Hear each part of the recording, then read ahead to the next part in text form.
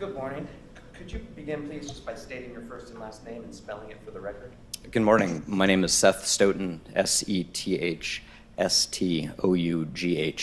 And what is your current occupation?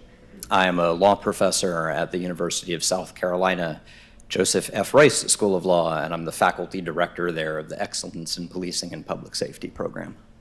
And how long have you been a law professor at the University of South Carolina? This is my 11th year there.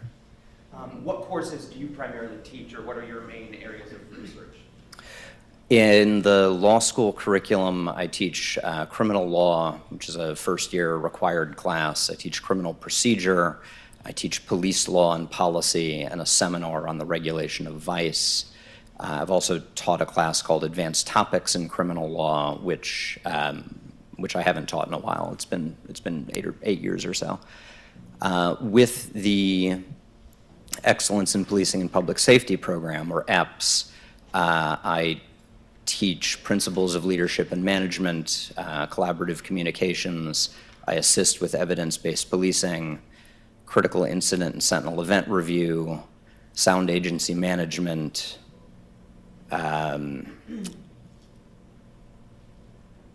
collaborative communications, co-production of public safety. I feel like there's one more that I'm missing in there. Oh, civil rights for law enforcement leaders.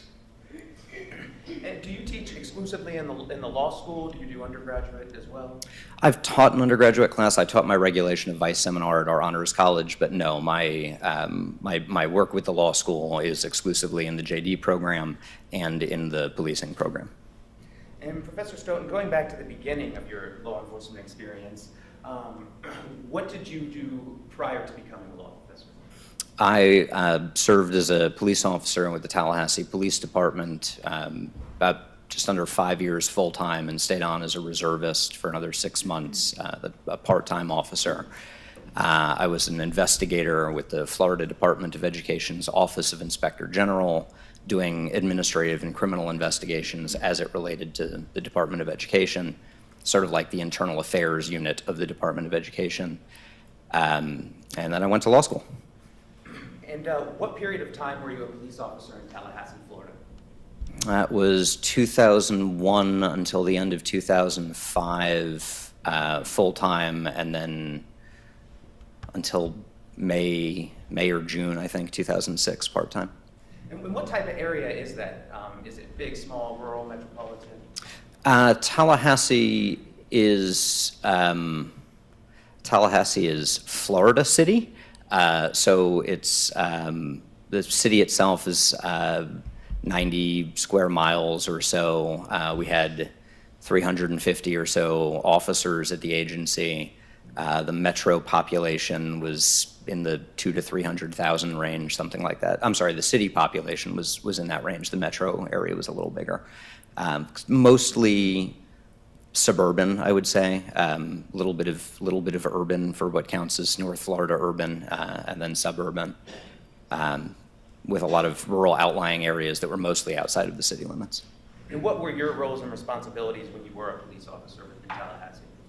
I was assigned to the Uniform Patrol Division. I was a uniform patrol officer, which just meant I was in uniform, riding around on patrol, answering calls for service, self-initiating activity like traffic stops or business checks, just your normal beat cop. I had some additional duties beyond the assignment. I developed and taught self-defense classes in the community. I developed and taught some children's self-defense classes. I was a founding member of our special response team, and on that for about 2 years before I left. And then when and where did you obtain your degrees? My undergraduate degree was at Florida State, which I started before I became a cop and finished after I was an investigator. So it took me 10 years to get my 4-year degree. And then I went to the University of Virginia for law school and completed that one shockingly on time. And Professor Stoughton, since you have been a law professor, have you published extensively in your field? I have, yes. And what are your primary focuses? I'm a policing scholar. I study the regulation of policing, which essentially means I look at the legal and the extra legal rules, things like agency policy and culture that shape officer behavior. A lot of my work is focused on tactics and the use of force, but I've looked at a range of other things, everything from off-duty employment to the development of Fourth Amendment rules that affect policing, to the relationship between state law and agency policy and Fourth Amendment doctrines. And what type of works have you published? I've done academic articles both in law reviews, which is the type of publication in my field as a legal scholar, along with criminology articles. I work with a group of criminologists to do empirical work on a whole range of things. I've done book chapters on some of the same topics, and I have co-authored one book. And is your work extensively cited and relied upon in the field? Yes. And do you present on the topics of your focus as well? All the time, yes. I present pretty broadly, both to practitioner audiences, so especially in the context of use of force review, the Washington, D.C. Metropolitan Police Department does something called their Police Leadership Academy. They bring in 70 or 80 officers from all over the country, and usually about half dozen or so international, for 3 weeks of training. They have me come up to do the use of force review piece. The most recent time is actually pursuits and use of force review. I've done the same thing with regional police leadership trainings with the Charleston Police Department. In a couple of weeks, I'm going to Nashville. There's a Tri-City Police Leadership Academy that's doing the same thing.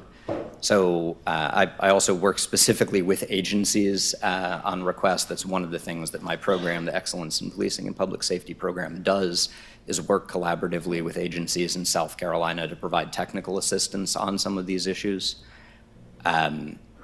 Beyond practitioner audiences, I present all the time to academic audiences. I was just last week at the American Society of Criminology conference.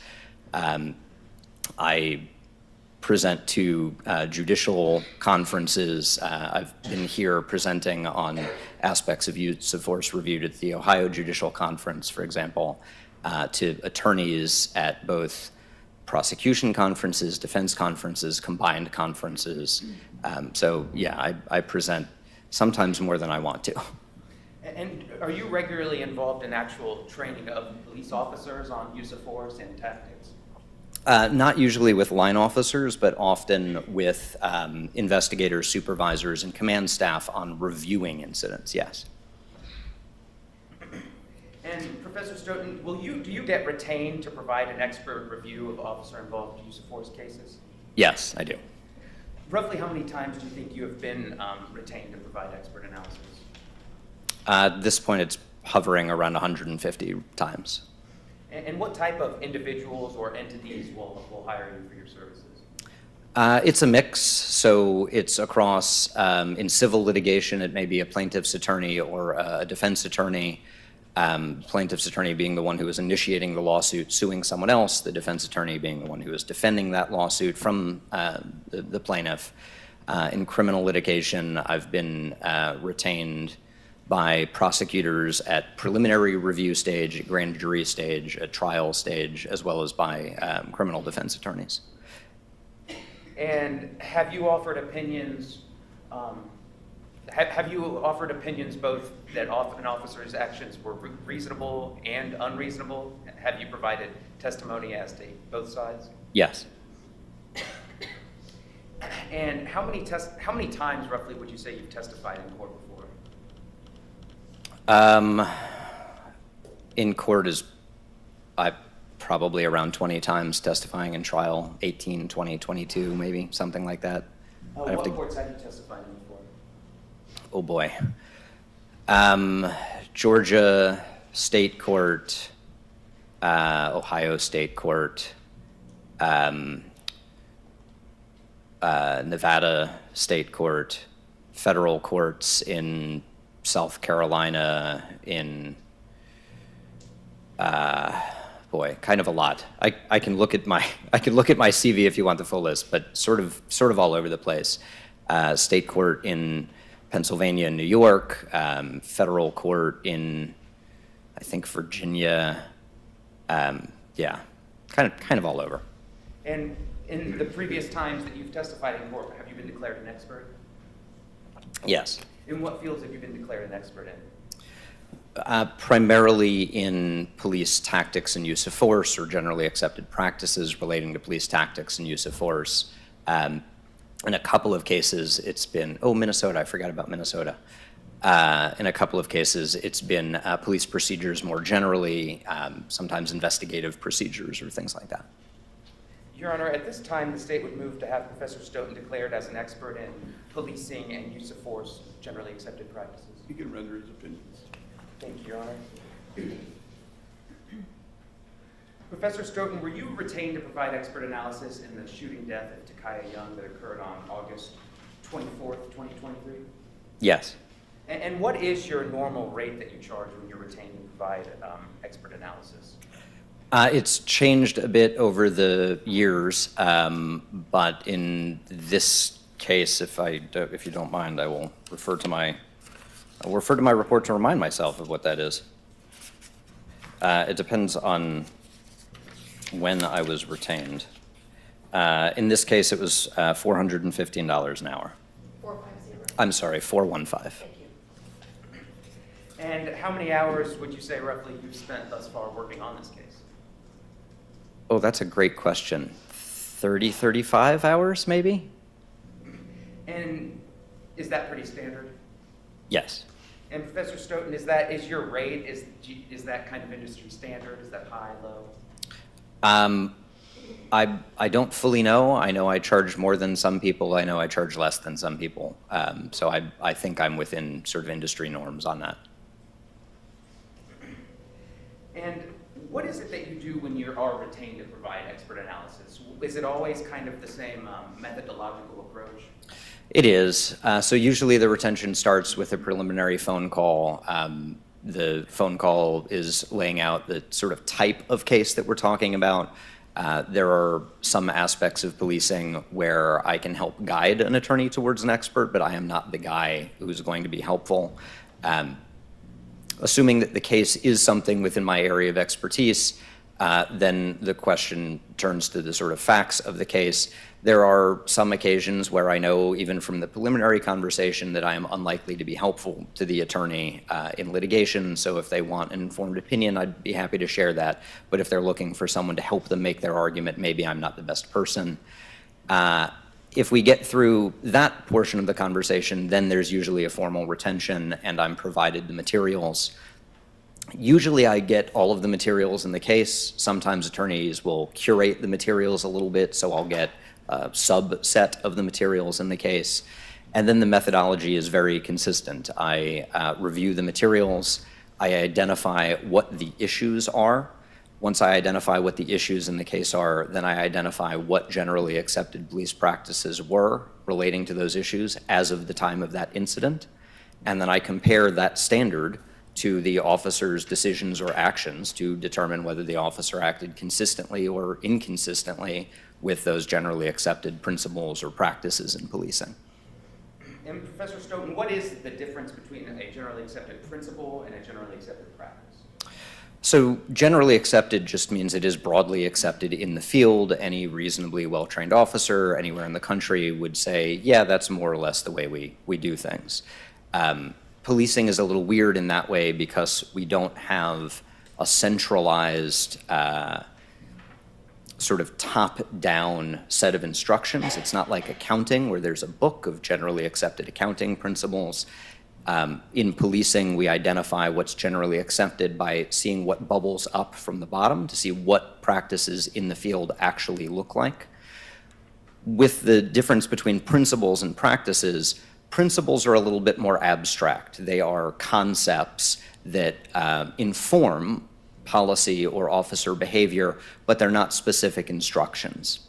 So a tactical principle, a generally accepted principle like tactics and using tactics to navigate the dangers of particular situations would be a generally accepted principle in policing. We want to manage officer safety and public safety in a way that balances safety against the police mission, right? Whatever the goal is in that particular interaction. When we're talking about generally accepted practices, that's much more granular. That's a little bit more specific. So in, for example, a high-risk traffic stop context, there is a protocol, a high-risk or felony stop protocol that officers will use that has been developed by policing over decades of practical experience. So it's literally a series of steps, and we would say that's the generally accepted practice in that particular context. Not everything in policing has generally accepted principles or practices, but there are certainly enough areas that do that we can say that is in fact generally accepted. And as a policing expert, what do you do, or how do you go about determining whether or not a principle or practice is generally accepted in the field? Yeah, this is where doing a lot of broad review is necessary. So looking at agency policies from all over the country, looking at training documents when they're available or information about police training, sometimes even things like national or representative surveys of officers to identify what's standard in policing, along with looking at the way that we communicate information to police practitioner audiences. So, for example, there are police-specific publications, including non-academic, non-scientific publications like Police Magazine or Police One, that are used to get information to officers about police practices, or that are used to reflect common information between officers. There's also statements from groups like the Police Executive Research Forum or the International Association of Chiefs of Police that will develop model policies or consensus papers. And the important thing to note with any of those is something is not authoritative because the International Association of Chiefs of Police said it. It's not generally accepted because they said it. It's actually exactly the opposite. The reason that the International Association of Chiefs of Police is saying something is because it is generally accepted. That's how it gets into a consensus paper or a model policy. And are you constantly staying abreast of developments in policing and law enforcement? Yes, police tactics, police principles and practices change over time. Sometimes they change very abruptly, and we can identify a specific incident, a specific point in time. For example, if we look back into the mid-1990s, the police response to an active shooter situation was very, very different prior to the Columbine shooting than it was after the Columbine shooting. So sometimes there are, if you'll forgive the expression, triggering events that lead to a noticeable change in police tactics. But sometimes we just see a gradual shift as technology changes, for example. As body-worn cameras become more standard, we see slight changes in police practices. And did you apply the general methodology you described in your role as an expert in this case? I did, yes. And what materials did you review in this case before rendering the opinion? There were kind of a lot of materials in this case. I think I have something like 7 or 10 pages of materials. But the very short summary would be video, audio recordings, and written reports. And did you review video in this case? Yes. And Professor Stoughton, did you synchronize the different videos that were provided in this case? Yes, I did. And were you able to determine the timing of different events throughout the interaction? Yes. And were you able to synchronize the different videos so you could provide screenshots of different videos happening simultaneously? Yes. So I load the videos into an editing program called VSDC that allows, first it allows you to import the video in their native format, their native frame rate. So if a video comes in at 30 frames per second or 29.97 or 32 or whatever it is, it will load that into its native frame rate. You can load multiple videos into it, and then you can display the videos side by side with run timers. So you can see either how many frames have been going since that video started, or the elapsed time from the start of that particular video. And did you synchronize Officer Grubb's body-worn camera, Sergeant Moynihan's body-worn camera, as well as the Kroger surveillance video? Yes, I did. And how are you able to line up the times in the different videos? So there are two different sort of things to check when you're trying to line up these videos, right? One of which is you look for audio events, like things you hear on the video recording. If you know, like an audio waveform, the little stereo symbol, you can use that visually to help identify, particularly when there are peaks in it. You can identify when those peaks overlap between two videos, and then it's a matter of lining up that audio waveform. You also listen to the video as you watch it, and when you have videos where the audio is out of sync, it's very distinctive because you're hearing the same thing ever so slightly off of each other. So when I synchronize videos, I don't turn either of the videos' audio off. I leave all of the audio on and then listen for a complete overlap where it sounds like a single audio source instead of two different audio sources. Now that's when I have audio, and one of the videos in this case, the security camera video, didn't have audio. So without audio, or even in the videos with audio, you're also looking at visual events. You're looking at identifiable events that happen between videos, which might be a door opening or someone's arm moving up and then down, where you can identify in the video the frame at which the hand hits its apex before going down, and you can line those up between videos. And were the embedded timestamps in the different videos consistent with one another? No, not at all, and that's actually very common. The embedded timestamps, even in two videos, like two body-worn camera videos with the same manufacturer, the embedded timestamps will be fractions of a second or even entire seconds off. In this one, I'd have to go back and look, but the timestamp between the security camera video and the body-worn camera video was substantially misaligned. So you'll see different times in the embedded timestamp at the same time that the same events are happening. And will you always synchronize video when you're retained as an expert to assist you in your analysis? Not always. Sometimes synchronized video is provided for me. Sometimes there's only one video, there is nothing to synchronize, or there is no overlap in videos, so there is nothing to synchronize. But it's pretty common. I would say I do it in the majority of the cases where there's multiple videos. And did you provide freeze frames in your report of the different videos at the same time? I did, yes. And were those put into a PowerPoint? I did not put them into PowerPoint, but yes, they were. Your Honor, may I publish this as demonstrative evidence to assist with the testimony? You bet.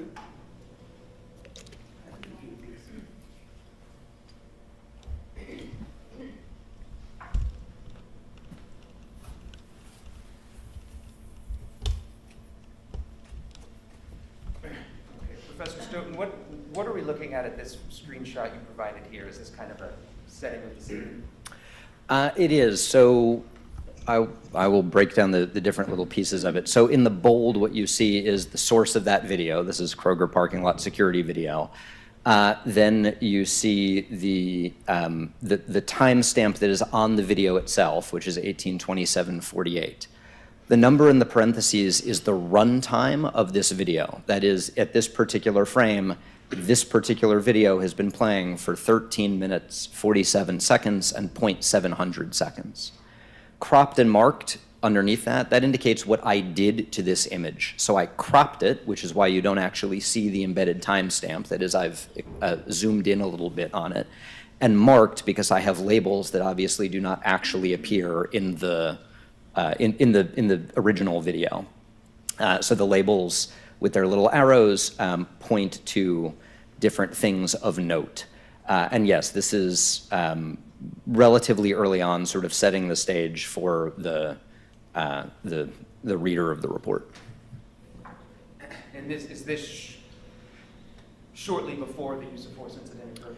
It is, yes.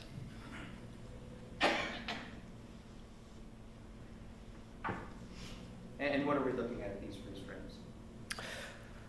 So this is the point at which Officer Grubb has moved in front of the vehicle, as visible both from his body-worn camera on top. Again, you can see the title of the video, the runtime, the parentheses, the embedded timestamp, the parentheses is the runtime, and then both of these videos are cropped.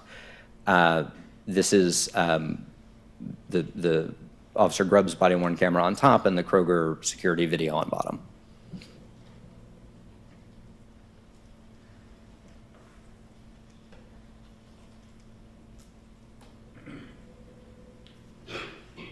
We moved slightly forward in time here? We have, yes. So if we, the easiest way to sort of track the time, for me at least, is to look at the runtime, the number in the parentheses.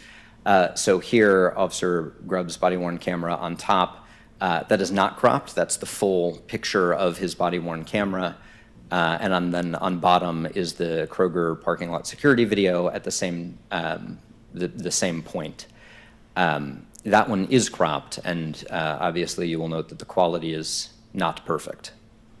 And what has happened thus far at this point in the screenshot? So at this point, Ms. Young has turned the steering wheel to the right. Officer Grubb has drawn his firearm, and you actually see it there in his right hand in his body-worn camera at the very top right of that picture. You can see his arm out with the firearm pointed. And had the vehicle moved at all yet? I don't believe it had moved at this point. I can look at my report to make sure, but I don't think it had edged forward initially. If you'll give me just a second, I'd like to confirm that.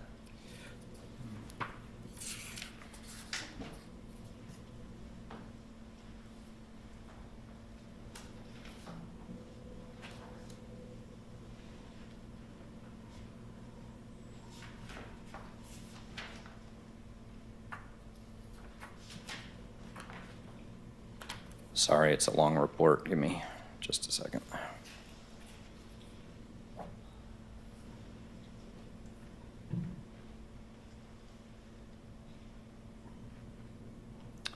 No, I don't believe so.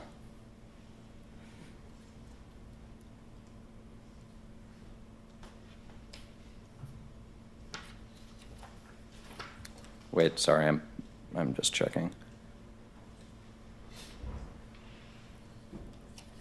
Yes, I'm sorry. I believe her vehicle had edged forward at that point, at the point where he puts his hand on the front. Does the putting of the hand on the front of the hood happen right after the vehicle first moves forward? I think it happens after the vehicle moved forward for the second time. So the vehicle sort of moves forward a little bit, stops for a second, and then moves forward again, and the hand goes on the vehicle, as I recall, after the vehicle starts moving the second time.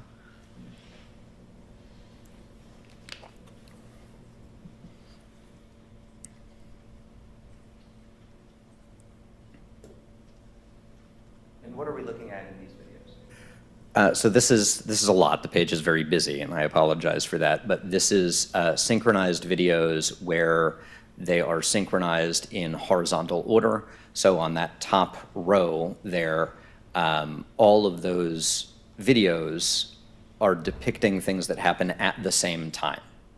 And that's true as you go down every row. So although the embedded timestamps and the run times are obviously different because the videos have different embedded timestamps and they start at different places, what you're seeing is screenshots of the synchronized video. This is not every frame of the videos. This is instead every 0.2 seconds, every fifth of a second. There's a jump to sort of the next row. So there are some frames in between these. And what is happening right now during these synchronized screenshots? So you can see in the leftmost column, which is the Kroger parking lot security camera video, you can see Miss Young's vehicle moving forward and to the right. In the middle column, that's Officer Grubb's body-worn camera. You can see the perspective from his body-worn camera. And on the right is Sergeant Moynihan's body-worn camera, so you can see the perspective of that camera depicting the same incident at the same time, but from different perspectives. And are these rows moving forward in time? Yes, every row moves forward 0.2 seconds. So if you look at the embedded timestamp, it's not super helpful because I'm breaking things into smaller than 1 second increments. But if you look at the runtime, that number in the parentheses, you'll see, for example, the Kroger parking lot security video goes from 1414.533 to 1414.733, 0.933. That's just that jump forward in 0.2 second increments. And does this series of screenshots lead up to the moment that deadly force was used? It does, yes. This is a continuation. All we are doing is advancing time in that 0.2 second, that 0.2 second increments. So you can see again the vehicle continuing to move to the right. Officer Grubb sort of moving to the right, his hand remaining on the vehicle there. And from Sergeant Moynihan's, you start to see aspects of where, like in the third column, second row, you can see a little bit of where Officer Grubb was.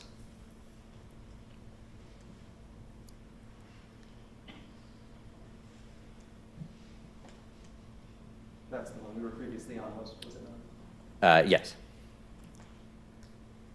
So there were 3 pages of that 0.2 second progression, right? I think we skipped through either the second or the third one of those, but that's what they show. That'd be the first one. That's the first one. And then the second one, and then there's one, so that's the one that we were just looking at where you can see Officer Grubb in column 3, row 2. And then there should be one more. And is that where you can see Officer Grubb? Is that Sergeant Moynihan's body cam? Yes, Sergeant Moynihan's body cam, the center most row there, you can see Officer Grubb. And then the Officer Grubb video in the centermost row, is that at the exact same time as you see Officer Grubb on Moynihan's body cam? Yes. And this is the third of the 3 pages. Again, it's continuing to show the same thing, just different events because time is progressing. So here you can see Miss Young's vehicle continuing to move forward. Officer Grubb now sort of moving over to the left of the vehicle, both on the Kroger security camera video, on his video, and you can see it on Sergeant Moynihan's video. And is this still before deadly force had been used? It is, yes. And what do these screenshots? So these are the 2 frames. This is now not separated by 0.2 seconds. It is instead separated by 0.033 seconds, which is 1 frame of these 2 videos. And it's the difference in frame, the frame immediately before the shot and the frame immediately after the shot. That is, there is no frame of the video between these 2 things, right? It is literally 1 frame to the next. In the top frame, we do not have the bullet hole in the window. In the bottom frame, we do. So here can we see that the shot occurred between this 366 thousandths of a second and 4 thousandths of a second? Yes. And what is the timing of when the gun was discharged? How do you have that notated? I'm sorry, I'm not sure I understand your question. Do you use, well, I guess you could use run length of the actual video, run length of the synchronized video?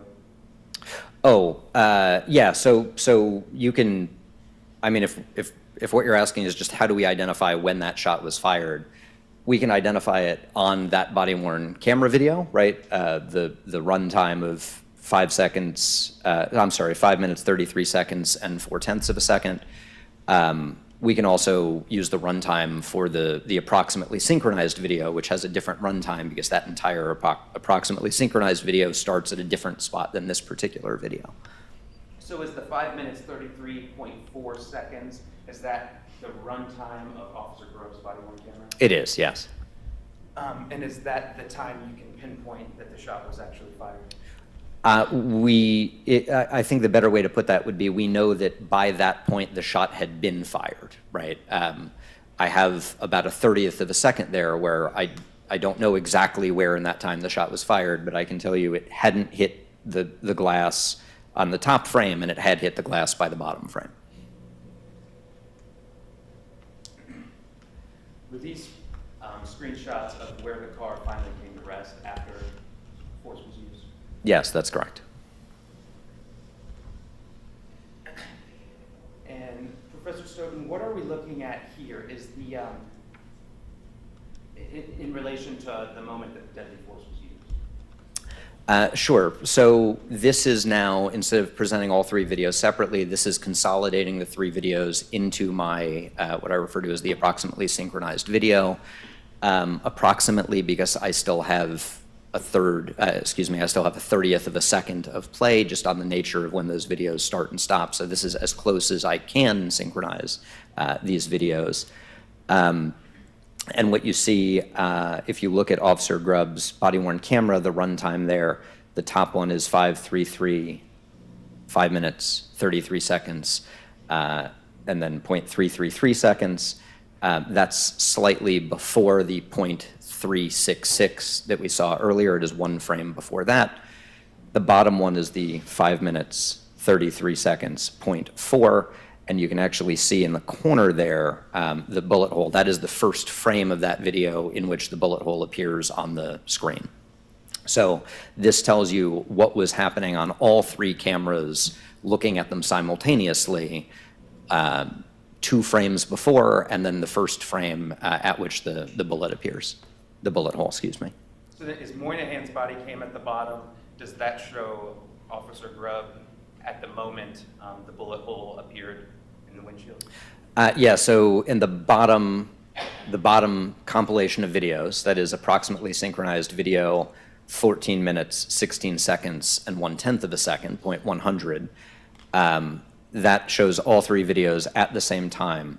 So you can see the bullet hole on Officer Grubb's, which is the top right image, and you can see a little bit, at least, of Officer Grubb's positioning in Sergeant Moynihan's video, which is the top left image, along with the not cropped, so it's zoomed out version of the Kroger video at the bottom of those three.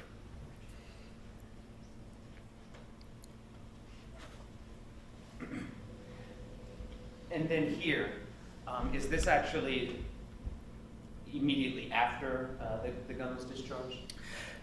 Yes, so this is 0.266 seconds after that bullet hole appears in the windshield. And maybe the easiest way to track that is, again, looking at Grubb's body-worn camera video. In the runtime, we saw the bullet hole appear at 5:33.4. This is 5:33.666, so that's 0.266 seconds, just over a quarter of a second. And where can you see Officer Grubb on Sergeant Moynihan's body camera?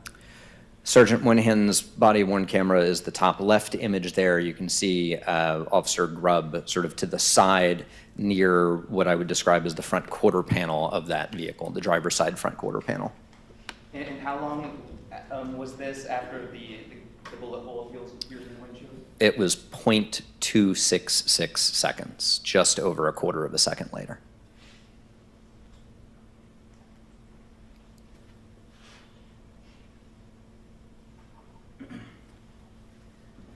Professor Stoughton, after you reviewed all of the materials in this case, based on your training, education, and experience, were you able to render any opinions? I was, yes. And what were the opinions that you rendered in your report? As you see them displayed on the screen there, I had 2 opinions, one of which related to Officer Grubb's decision to move in front of and take a position in front of Ms. Young's vehicle. That was tactically unsound. It was unreasonable. It is unjustified risk-taking under the circumstances. And it's a position that is foreseeably likely to contribute to a officer-involved shooting. The second one relates to the decision to remain in front of the vehicle and to use deadly force rather than to get out of the way of the vehicle when that's an option. That's what we expect officers to do. So that decision to draw his firearm and then use deadly force as opposed to moving out from in front of the vehicle where he had put himself is also just professionally inappropriate and not consistent with generally accepted practices. Now, Professor Stoughton, to break down the first opinion first, Sure. could you describe or define what tactics are in the world of policing? Sure. Tactics, in a nutshell, are how officers manage the risks of a situation and how we balance priorities. So one priority is for the officers to do whatever it is that they are trying to do. That might be investigate someone or serve a search warrant or apprehend someone, whatever the sort of police mission is in that particular context.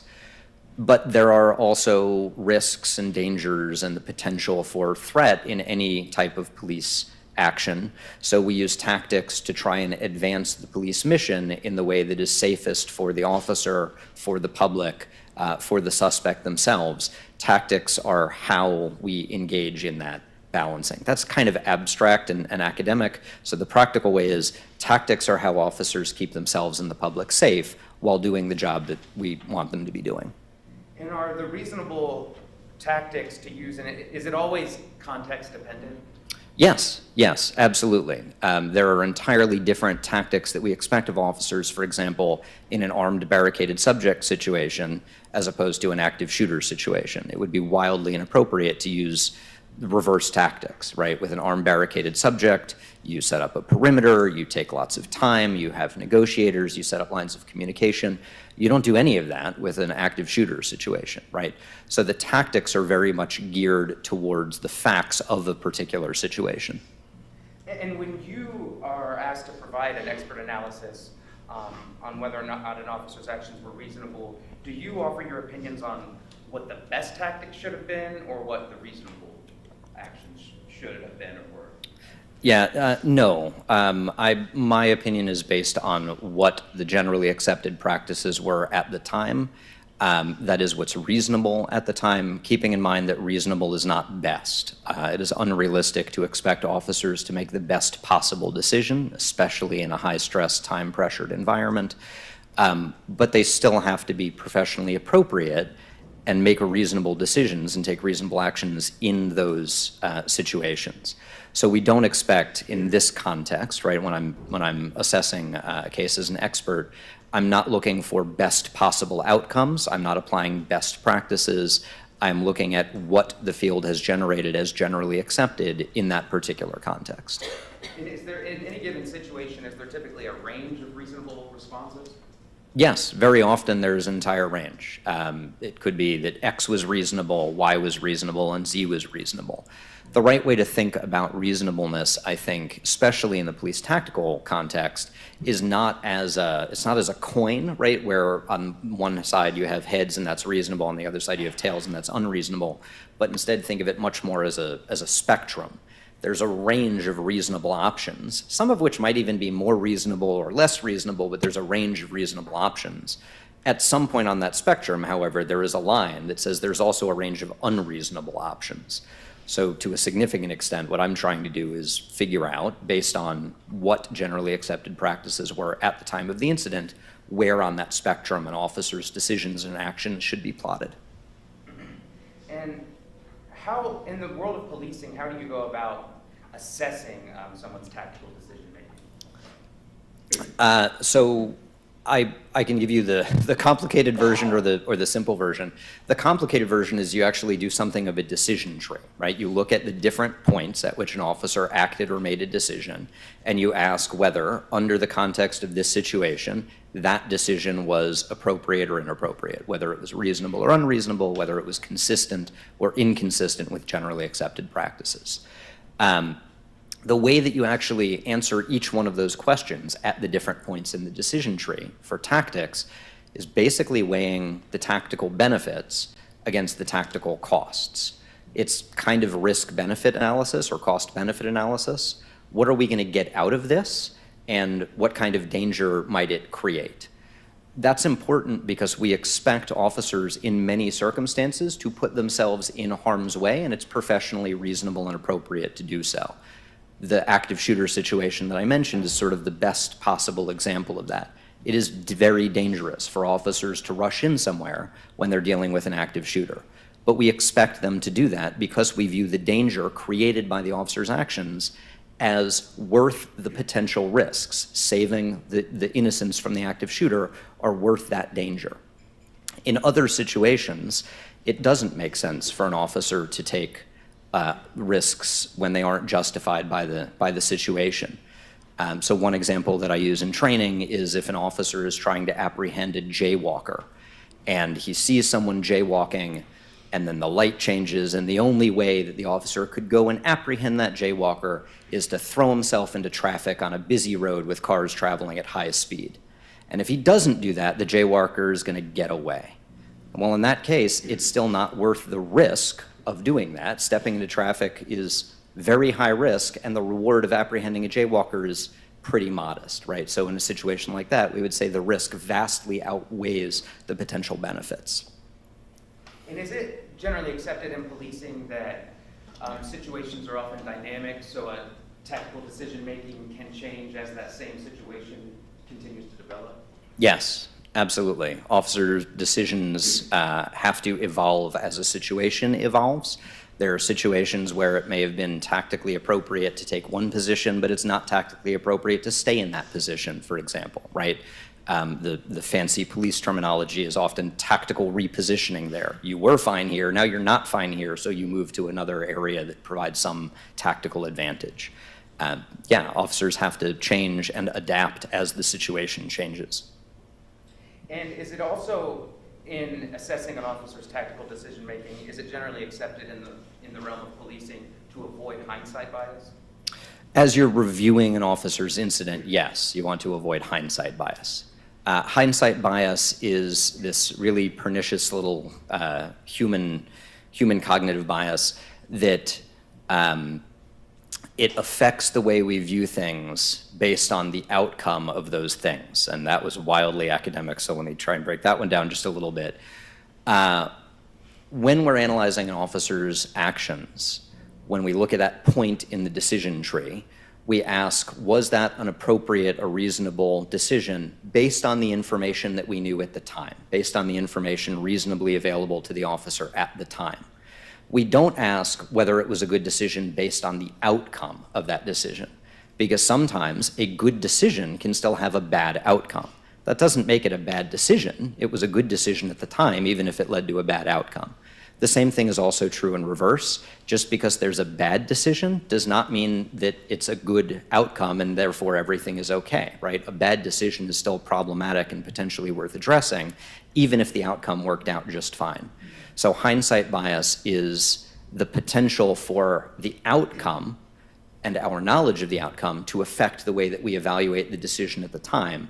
And we have to address it by being very deliberate about looking only at the information at the time and separating it from the ultimate outcome.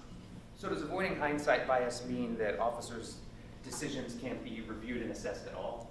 No, absolutely not. To avoid hindsight and what the Supreme Court has referred to as the 20/20 vision of hindsight, all that means is we don't use information developed after the fact to assess an officer's decision-making, because the officer couldn't have been aware of that information at the time. That is, that information couldn't have affected their decision-making because they didn't have that information. So that's what we mean by avoiding hindsight in use of force review. And then, Professor Stoughton, when it comes down to policing tactics, how does the element of time factor into it? Time is the most important tactical concept. Time is what officers need to make better observations, to go through a better decision-making process, to get the additional resources that they may need to deal with a particular situation, even to move from one position to another, right? That takes time. So a large focus in police tactics is in creating time, giving officers more time to address a particular situation. A use of force incident can happen very, very quickly. The phrase that's often used is split second, right? It can happen in a split second. Tactics, to a very significant degree, are designed to avoid putting officers into a position where they have to make an actually split-second decision. The goal is to give officers as much time as the situation allows so that they can make the best possible decision and a professionally reasonable and appropriate decision in that context. And then in that same regard, what is tactical restraint? Tactical restraint is the idea that sometimes moving forward is not the best tactical approach, that it can create some dangers that are not justified in the situation. So if officers could go into one position that is dangerous or they could stay in a position where they have some relative safety, they have some tactical advantage, tactical restraint would say, well, unless that moving forward and taking the dangerous position is specifically justified, unless there's some compelling reason to do that, you should actually exercise restraint, wait the few more seconds or minutes or whatever it is to maintain that tactical advantage, which might be improving officer safety or public safety or the safety of the subject. And Professor Stoughton, can you just describe for the jury what is the concept of officer-created jeopardy? Sure. Officer-created jeopardy is just a phrase that refers to unjustified risk-taking. It's not a magic phrase. It doesn't have any independent meaning. It's a term of art that was developed by the Savannah Police Department in the early 1990s that refers to officers putting themselves into positions where the dangers outweigh the benefits, right? It is a risk-taking behavior that is not justified under the circumstances. And if someone were to state that that is purely an academic concept and isn't present in peace officer training curriculums, what would your response to that be? I think that's wildly ill-informed. Tactics made their way into police training when we started formalizing police training in the 1920s. The very earliest records of formalized police training have a discussion of tactics, and tactics are about making professionally appropriate risk-balancing decisions, right, about not taking unjustified risk. So we see in the annals of criminology from 1929 a discussion of police tactical training. We see an explosion in police tactical training starting in the 1960s and then really getting into the 1970s with practical work by, among others, NYPD Lieutenant Jim Fife, who developed a whole set of tactical principles in his work at the NYPD to help address an increase in officer-involved shootings. In fact, Jim wrote an essay on the split-second decision-making that he called the split-second fallacy, pointing out tactics are what save us from making split-second decisions, right? So we use good tactics to avoid putting ourselves into time-pressured situations where we can't figure out how to respond, so we may have to escalate in a way that if we took a more restrained, a more tactically sound approach, we wouldn't have to at all. Tactics are part of the training of every police academy in the country. Including here in Ohio in the basic officer certification program, there's an emphasis on tactics and approach. You don't always see or hear the phrase officer-created jeopardy, but that's because the vocabulary is not universal. The concept is certainly universal. In the same way that when we're talking about when officers walk up to a car, a lot of places call that an approach, and some of the Ohio training material refers to it as a walk-up. It's not the vocabulary that's important, it's the concept that that vocabulary is trying to express. And did you review some Ohio peace officer training curriculum materials in the course of this case? I did, yes. My understanding is they were the materials in play at the time of Officer Grubb's basic recruit training. And did you observe tactics in there consistent with generally accepted principles and practices? Yes. So if not the term officer-created jeopardy, are you saying that concepts related to officer-created jeopardy are prevalent throughout peace officer training curriculums? Yes, absolutely. The idea that officers should use good tactics and that using bad tactics can put officers into unnecessarily dangerous situations, which is why we use good tactics, is ubiquitous in policing. And what is the generally accepted position in policing on officers placing themselves in front of a vehicle's path of travel? Don't. It's very straightforward. Vehicles can run you over. They can hit you, they can drag you, and that's a capital B bad thing. So the way to remove that as a possibility is to not move into, and certainly not to remain in, a vehicle's path of travel. Don't be in front of the vehicle, don't be behind the vehicle. Vehicle can't really hurt you if you're standing next to it, so do that. Is this a topic that has been considered extensively in the realm of policing? Yes, absolutely. It pops up in training presentations by the Police Executive Research Forum. Going back at least to the late 90s, there's a discussion of officers not standing in front of vehicles. There are articles in police media from 2005, 2006, all through the 20-teens about not taking or maintaining a position in a vehicle's path of travel. The basic rationale for all of that is standing in a vehicle's path of travel will typically offer very little in the way of tactical advantage. It might offer some, depending on the situation, but it's typically not going to be much different than the tactical advantages offered by standing next to a car. But it exposes the officer to a substantial amount of tactical risk. Again, vehicles can hit you or drag you or run you over if you're standing in front of them or behind them. So when the risk outweighs the tactical benefits, as a general matter, police tactics would say, don't do that. Are there any tactical benefits to an officer placing himself in a vehicle's path of travel? There can be, depending on the situation, but it's often pretty modest. There can be some visual benefit. Maybe the officer gets a perspective that they can look into a vehicle that they might, in a way that they might not otherwise be able to. That does have some tactical benefits to it. However, if the officer can look into other windows, whether those windows are open or there are other officers looking in, or the windows are not darkly tinted or mirror tinted or something like that, we can't ignore the fact that we might get the same tactical benefits from a different position, right? It may not be the only way to get that tactical benefit.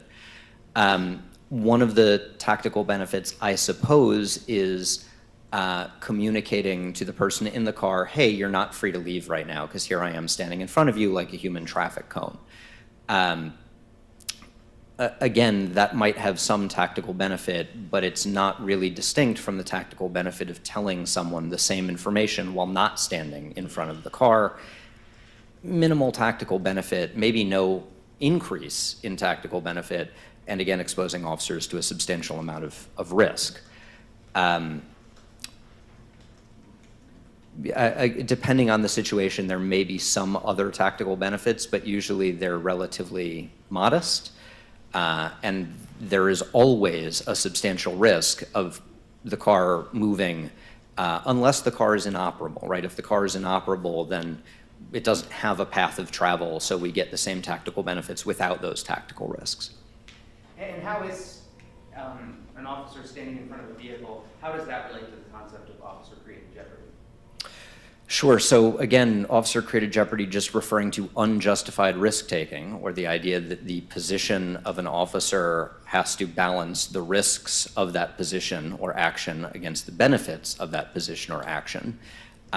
If an officer steps in front of a vehicle when the tactical risks substantially outweigh the tactical benefits, we'd say that is not justified risk-taking. And the term of art that we might use there is, that's an example of officer-created jeopardy. In fact, in the book that I wrote, which is Evaluating Police Use of Force, my co-authors and I use this example exactly as the paradigmatic example of officer-created jeopardy. There was an officer, Kimberly Rasso, who was working off-duty at a mall and investigating a shoplifting incident, and stepped in front of a car and ended up shooting the driver when the car moved towards her. And the point is exactly, the tactical benefits are pretty limited. Not that there's no goal in stopping that car and apprehending that shoplifter. Of course there is, but the tactical benefits are substantially outweighed by the risk presented to the officer, especially when it's foreseeable that if the car moves forward and the officer says, oh, I'm in danger, and uses deadly force, now we've just shot someone in a shoplifting investigation. And Professor Stoughton, what is considered a better position or the generally accepted practice when it comes to approaching a vehicle? So there are a ton, and again, this is where there are a whole range of reasonable options rather than a specific reasonable option. If officers are trying to maintain visual contact, that is, they're trying to look into the car, and we have two officers, right, where one of them, in this case Sergeant Moynihan, is standing on the driver's side of the car, it's possible, but maybe not highly beneficial for the two officers to just stand next to each other, right? More tactically beneficial would be a sort of standard traffic stop approach where you have an officer standing on either side of the car. Officers certainly want to avoid the potential for a crossfire situation, but there are a number of ways to do that, including standing in front of what's called the A-pillar, which is that line of metal between the windshield and the driver's window or the windshield and the passenger window, right?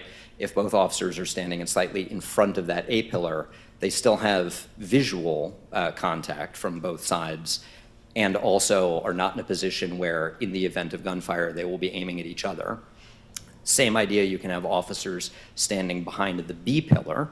The B-pillar is the line between the driver's window, the driver's window and the driver's side rear passenger window, or the front passenger window and the back passenger window, right? If officers are stepping back a little bit, they can look into the car, keep the visual, and also not put themselves into a crossfire situation. Or some combination where you have officers not like this, but in sort of a V shape, if that makes sense.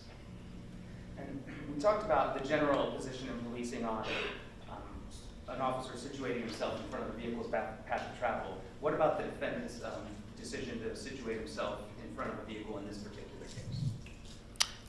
It's a really bad idea. The tactical benefits are marginal or modest at best, and the tactical risks are substantial.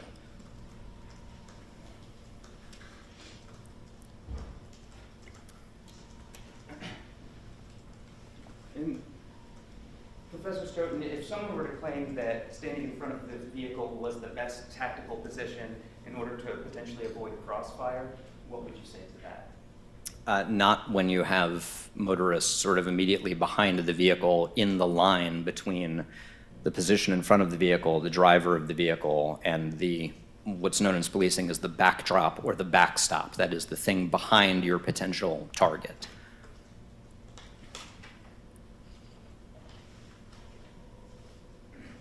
And do you have the person marked here in this screenshot? Yes. So over on the bottom left, you can see the person with the little tag, the mark as motorist. That's a motorist associated with the car that the officers had been helping with just a few minutes ago. You can also see in the sort of yellow top there, I believe that's the Kroger employee. Additional, if minor point, auto glass does some really weird things to bullet trajectories, so we don't always know where the bullet is going to go after it strikes, well, anything, but especially not the glass or metal from a car. And does a tactically sound position approaching a vehicle eliminate the possibility that the vehicle could even be perceived as a threat? Yes. If you remain to the side of the vehicle cannot run you over. It lacks what we refer to as the opportunity to be used as a weapon against the officers. And is the goal of tactics to conclude a situation in the safest possible way? Yes, to try and achieve the police goal in a way that appropriately balances public safety, officer safety, and the safety of the subject with whom officers are interacting. To do so in what is hopefully the safest and least intrusive way.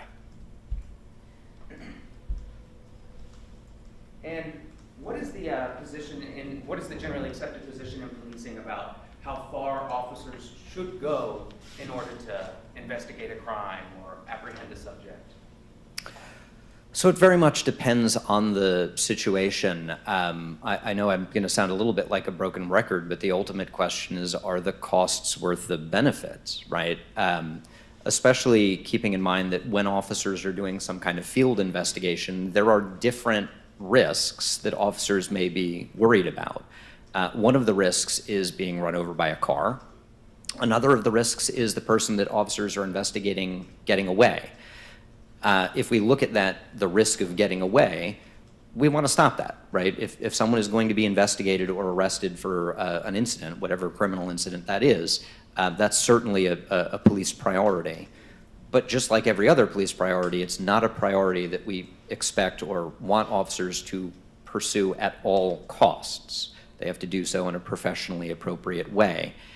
And just because, in a situation like this, just because a motorist does leave does not end an investigation. It's really a false choice to say officers either have to put themselves in life-threatening danger or they lose any ability to investigate this incident at all. Most shoplifting incidents are investigations that officers conduct after the suspected shoplifter leaves. So you use security camera footage or witness testimony to identify who your offender is, and you go and get a warrant in a normal investigative process. Like the jaywalker, the choice of like, do I just let him get away or do I create extreme danger to myself?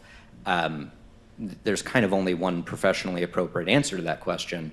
But unlike that jaywalker hypothetical, it doesn't end with just letting them get away, right? It's not a police endorsement of the underlying activity to do an investigation that will result in a later apprehension. So we should specify that the risk of getting away isn't the risk of getting away scot-free and never getting caught. It's just the risk typically of delayed apprehension after investigation. And does policing in developing generally accepted practices and principles, does it incorporate cases from the United States Supreme Court? Yes, policing, so the standard that I'm applying is this generally accepted principles or practices in policing. Policing as an industry is certainly responsive to law. That is, principles from some of the seminal use of force cases by the Supreme Court have been incorporated into those generally accepted practices. And has the Supreme Court spoken to this concept of weighing the balances against when to continue trying to investigate or apprehend someone? It has. So in a 1985 case called Tennessee v. Garner, the officer in that case was investigating a reported home burglary, saw the burglary suspect fleeing from the house and starting to climb a fence, and knew at the time, if this guy jumps the fence, I'm not going to catch him. He is going to get away. And potentially, especially maybe given the state of investigative techniques and technology at the time, if he gets away, he's going to really get away, right? There's unlikely to be a later apprehension. In that case, the officer shot and killed Edward Garner, and the Supreme Court said that that was unconstitutional, and their line in balancing that you're asking about is, it is not better that all felons die than that they escape. That is, sometimes, in balance, to avoid killing someone, we just don't solve the crime at all. Now, again, that's a very different situation here where we have at least a witness standing by to provide information and video. And my next question was going to be, in this case, had Ms. Young left the scene, were there other investigative avenues that still could have been pursued? Yes, absolutely. It does not mean for sure that they would have identified her and been able to apprehend her later, but yes, there was a professionally reasonable likelihood of being able to do exactly that. And does this particular case illustrate why policing has the generally accepted position on standing in front of the vehicle that it does?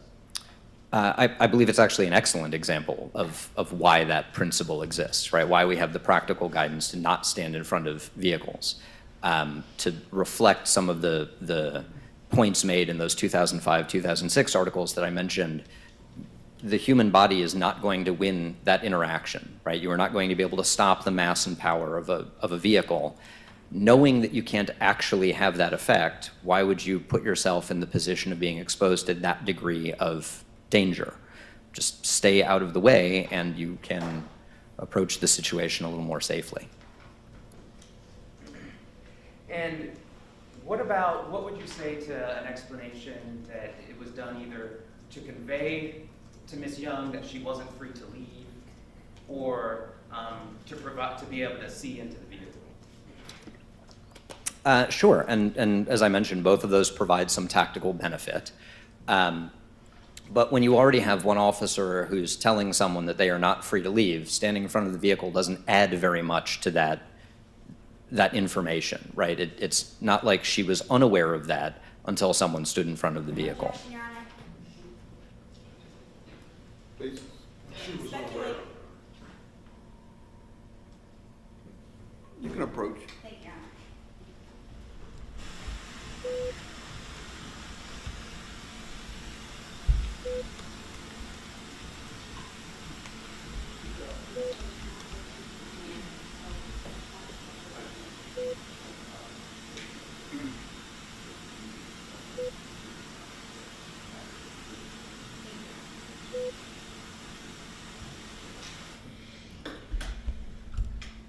Professor Stoughton, don't testify as to what Takia Young was aware of and those kind of things. Yes, Your Honor, I apologize. That was inartfully said.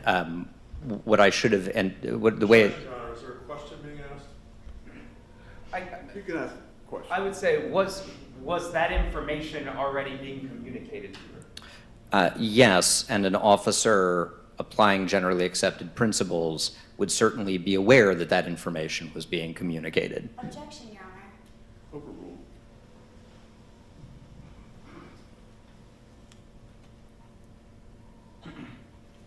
And Professor Stoughton, is your opinion in number one, is that to a reasonable degree of professional certainty?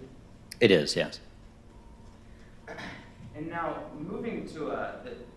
oh,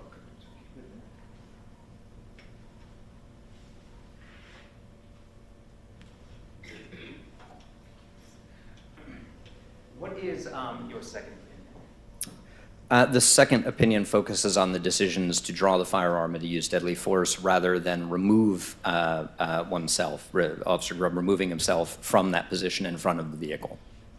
In policing, to unpack that, in policing, when is an officer permitted to use some force? So any amount of force, right, the goal of any amount of force is to address the threat presented by a subject's actions.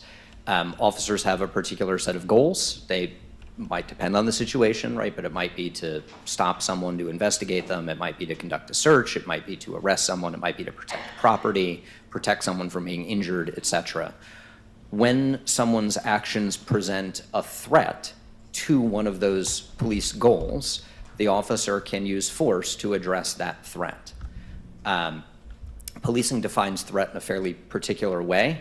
That is, a threat exists or a threat is imminent when the officer would reasonably perceive in that situation that the subject has the ability and the opportunity and the apparent intention to cause whatever type of harm we're worried about. Ability here really refers to physical capacity. Someone with a knife has the physical capacity to stab an officer, to cause that kind of serious bodily injury. Opportunity refers to whether someone is vulnerable to that particular type of harm. So someone might have a knife and have the physical ability, but if they're 60 feet away, they do not have the opportunity to inflict the stabby stabs that we're worried about with that knife, right? Intention is exactly what it sounds like. Can we tell from the person's actions that it looks like they might want to inflict that particular type of harm? So someone who has a knife, who is within arm's reach of an officer, but they're chatting about burglaries in the neighborhood while the person is cutting up carrots for dinner, has the ability and opportunity, but not the apparent intention to use the weapon. All three of those components are necessary to establish a threat, because in the absence of any one of those, we have the potential for threat. We have what's referred to as risk. And officers have to deal with risk all the time. Every scene that they drive up to, someone could potentially have a gun, right? So we use tactics to manage risk, and the use of force is appropriate when the person presents a threat or an imminent threat of some particular type of harm. So what are, under generally accepted practices, what are the steps in evaluating a use of force? So the first is to look to see whether the officer has a sort of legitimate police goal. Are they trying to do something that they're allowed to do? The second is, okay, if the police have some legitimate police goal, are the person's actions, is that in that circumstance, do they present some threat to that police goal? Are they going to delay or defeat the officer's attempt to investigate or apprehend? Are they going to injure someone, including the officer themselves, right? Once we identify that there is an imminent threat to some legitimate police interest, then we can say, okay, some amount of force may be justified here. It does not mean that any amount of force is justified, because the next question would be, if some amount of force is potentially justified, is the nature and severity of the force used appropriate or proportional to the nature and severity of the threat being presented? And this is sort of a sliding scale of severity, right? The more severe the threat, the more serious force officers can use. And we've touched on this a bit, but what are the operative facts to be considered in evaluating the use of force? So when you're talking about the operative facts, we really mean how should we understand that situation, right? Particularly if there are disputes about what the facts are. And the operative facts are the information that was reasonably available to the officer at the time. That is, if we take the actual officer and we pluck them out of the situation and we drop into the situation this sort of construct that we call the reasonable officer, what would the reasonable officer at the time have perceived and concluded? And has policing also incorporated Supreme Court case law when it comes to the generally accepted practice in evaluating the use of force? Yes, absolutely. The idea of using that hypothetical reasonable officer as a construct, of using the facts as known to the reasonable officer at the time, that predated the Supreme Court, but the Supreme Court adopted exactly that framework in a 1989 case, Graham v. Connor, and policing adopted that same framework. And so does that framework, considering the use of force from the perspective of an objectively reasonable officer, does that take into account specialized training, education, and experience that an officer would have that a layperson maybe would not?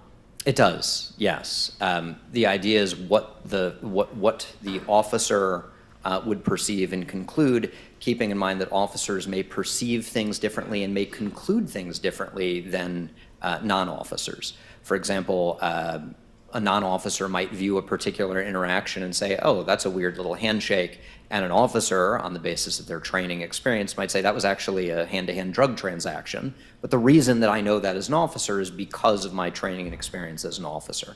So we do use this framework not of the generically reasonable person, but the reasonable officer in that situation.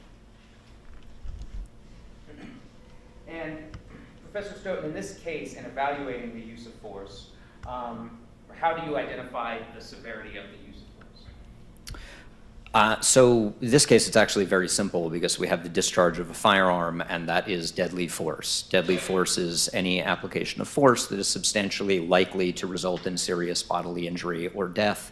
Discharging a firearm certainly fits.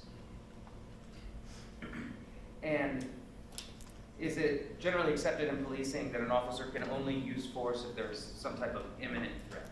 Yes. And I think you actually answered in part of one of your answers, when is a threat imminent? A threat is imminent when we have that ability, opportunity, and intention. The way to think about that is it does not require someone to be actually stabbing an officer already. It doesn't require the person to have pulled the trigger on the gun. The officer is allowed to intervene and use force to prevent that from happening, but the person still has to have and display the ability, the opportunity, and the apparent intention to do that thing, right? So if we go back to the knife example, someone who's sitting in the living room talking with the officer and there's a knife across the room does not at that point have the ability. That is, the ability to stab the officer. On the other hand, if they bolt for the knife and grab it, that's a pretty good indication that they now have the ability and potentially the intention to use that knife in the context of that situation.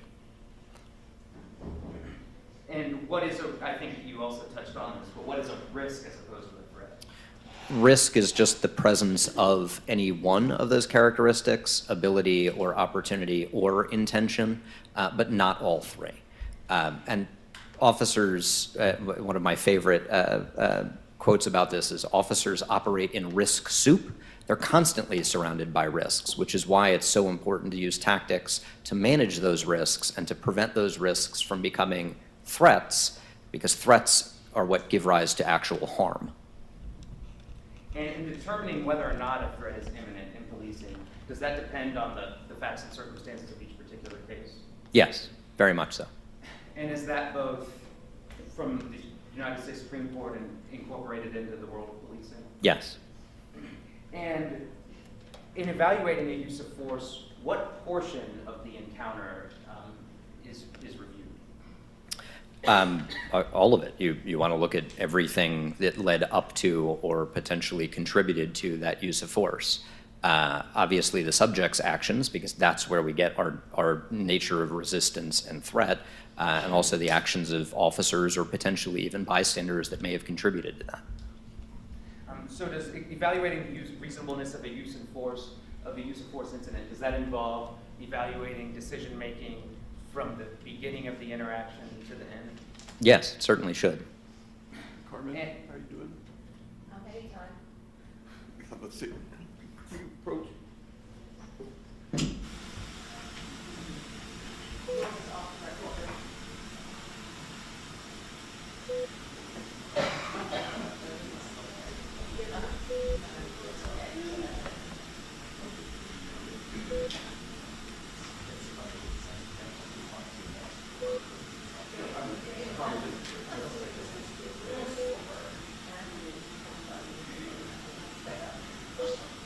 All right, ladies and gentlemen, Carmen rules.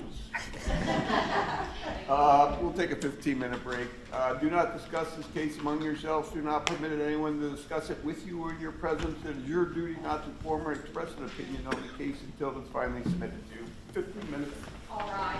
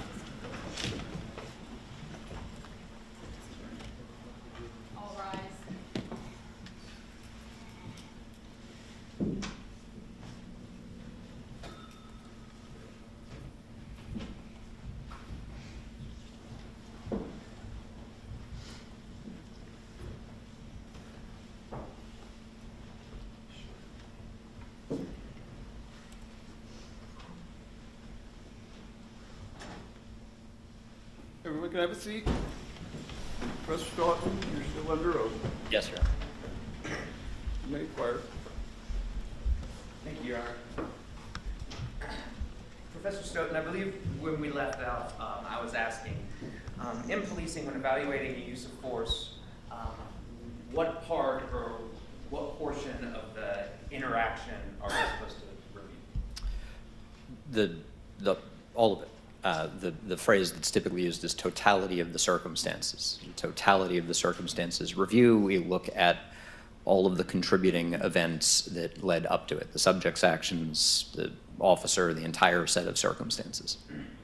So, are an officer's decisions and actions leading up to a use of force considered in determining the reasonableness of the use of force? They can certainly be relevant, yes. And did the Supreme Court actually recently speak to whether or not the entire encounter should be reviewed when determining the reasonableness of the use of force? It did. In, I think, April, the court released an opinion in a case called Barnes v. Felix. So Barnes v. Felix addressed a Fifth Circuit, United States Court of Appeals for the Fifth Circuit rule called the moment of threat doctrine.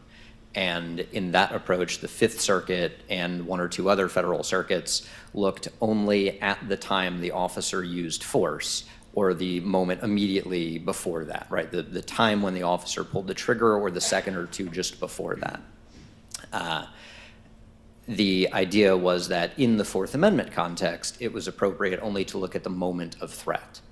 And the Supreme Court reaffirmed its earlier decision in the 1989 case, Graham v. Connor, and said no, in Barnes v. Felix, we do have to look at the totality of the circumstances. We cannot, the court said something like, put on temporal blinders by artificially drawing the line. The court did not identify, in the Fourth Amendment context, the degree to which an officer's actions were dispositive, that is, the degree to which an officer's actions would make a use of force reasonable or unreasonable, but it said pretty clearly, we look at the totality of the circumstances without looking only at the split second in which force is used.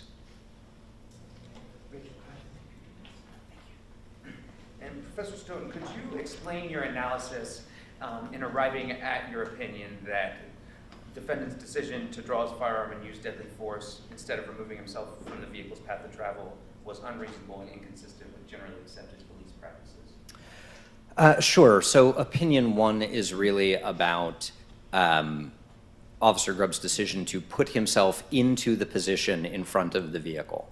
Opinion two is sort of taking as true that he has taken this position in sort of dead center in front of that vehicle.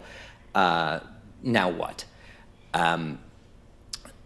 The idea in police tactics and the use of force is we want to use tactics or force in a way that will address the threat presented by the subject's actions. One way to address that threat is potentially to use force in a way that will remove the subject's ability or opportunity or intention to cause whatever type of harm we're worried about, that is, to take away the threat. Another way to address those situations is to use tactics that can do the same thing. So when we're talking about someone who is in front of a vehicle, stepping out of the path of travel of that vehicle removes not the ability or maybe even the intention, but it certainly removes the opportunity. That is, the vehicle cannot travel sideways. So if you step out of the vehicle's path of travel, there is no more threat anymore. In this case, we see Miss Young sort of turn her steering wheel to the right, sort of just after that where Officer Grubb draws his firearm. At that point, if we're anticipating the potential for there to be a deadly threat, right, for the situation to evolve in a way where there is the ability and opportunity and intention to use the vehicle as a weapon in a way that could inflict serious bodily injury or death, instead of drawing the firearm and standing there, get out of the way. Officer Grubb was in front of the car, by my count, a little over 10 seconds, and more than 4 seconds after drawing his firearm. So there is ample opportunity to, either instead of or in addition to drawing his firearm, get out of the way of the vehicle rather than wait until the vehicle moves forward and then employ deadly force to address that threat. And Professor Stoughton, in your report, did you do a timing analysis of when exactly the different events took place during the entire interaction? I did, yes.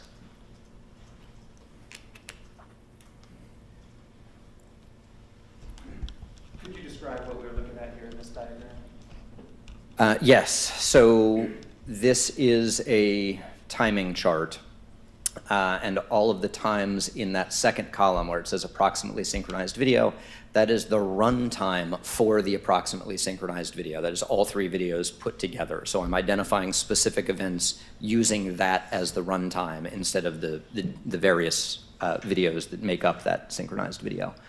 The event column specifies what happens, and that the second column, approximately synchronized video, identifies when it happens. The next three columns are lapsed time, that is how much time has passed. The third column, the one that says lapsed time from previous event, just calculates the amount of time between whatever line it's on and the one immediately before it. So it's just counting up the amount of time between row 1 and 2, between row 2 and 3, not in a cumulative way, just individually.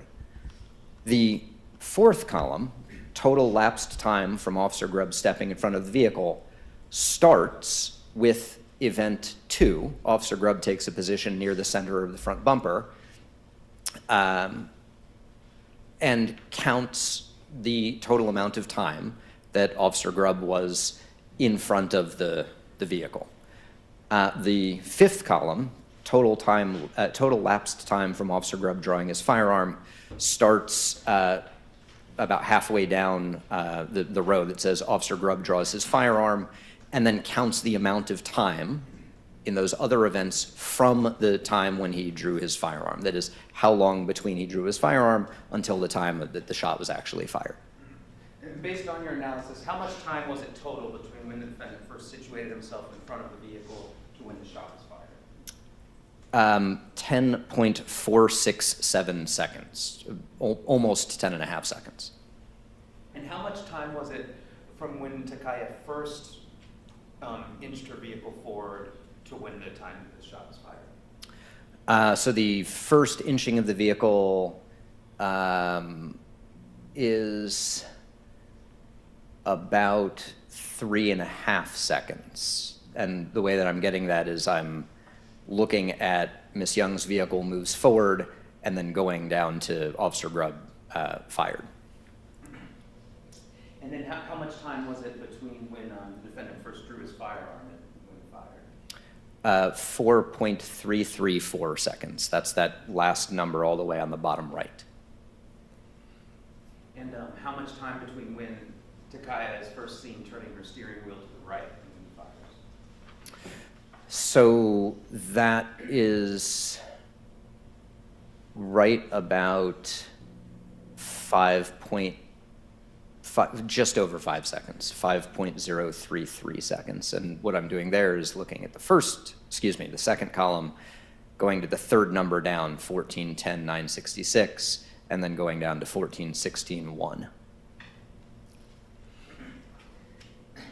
And Professor Stoughton, based on your timing analysis and your review of the case, what is your opinion?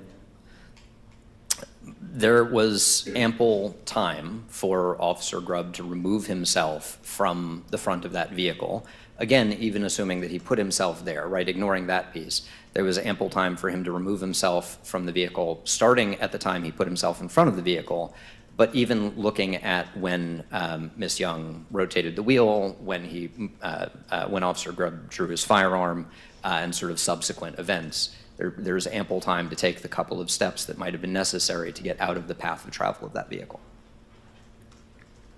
And Professor Stoughton, what is the generally accepted position on shooting at a moving vehicle? Yeah, so that's a good question. Generally in policing now, officers are instructed to not fire at a moving vehicle when the vehicle itself is the weapon. That is, we're not talking about someone who's shooting from a vehicle. We're talking about the vehicle itself is being used as the weapon in most circumstances. Small caveat, there is developing an exception for when the vehicle is apparently being used as a weapon in a potential mass casualty event, like driving into a crowd or something like that.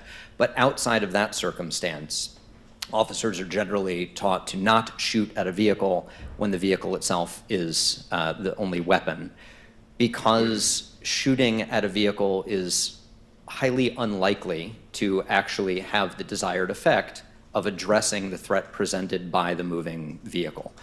That is, if you shoot at the driver and miss, or you shoot and just injure the driver now has additional motivation to get the hell out of there. If you shoot and disable the driver of a moving vehicle, that is, let's say you instantly incapacitate them, you've now just created an unguided missile. You haven't stopped the vehicle. There's no way physically for the little tiny mass of a bullet to arrest the momentum of a vehicle. So you haven't actually addressed the threat presented by the moving vehicle, and you may have made the situation dangerous by incapacitating someone who would be able to drive that vehicle. If a person is right in front of a moving vehicle, is shooting the driver likely to prevent the vehicle from hitting that person? No. And does this case illustrate the possibility of then an uncontrolled moving vehicle being the result? Yeah, the vehicle kept moving after the shooting here. The vehicle kept moving and crashed, and that is the risk, or that is one of the main risks of shooting at a moving vehicle, where, again, if incapacitated, the driver has just lost the ability to avoid, the proverbial lady with the stroller that they would have otherwise avoided. And is there a concern about how bullets interact with hitting vehicles or the windows of vehicles? Yes, I mentioned earlier, kind of any object has the potential to throw off bullet trajectories, right, to create ricochets. That's especially well known with auto glass. That's especially true with auto glass. Like, we can't predict with a great deal of precision where bullets that hit glass are going to go. And Professor Stoughton, is this generally accepted principle that shooting at motor vehicles is rarely effective? Is that frequently reflected in peace officer curriculums? Yes, training, often in policy statements, yes.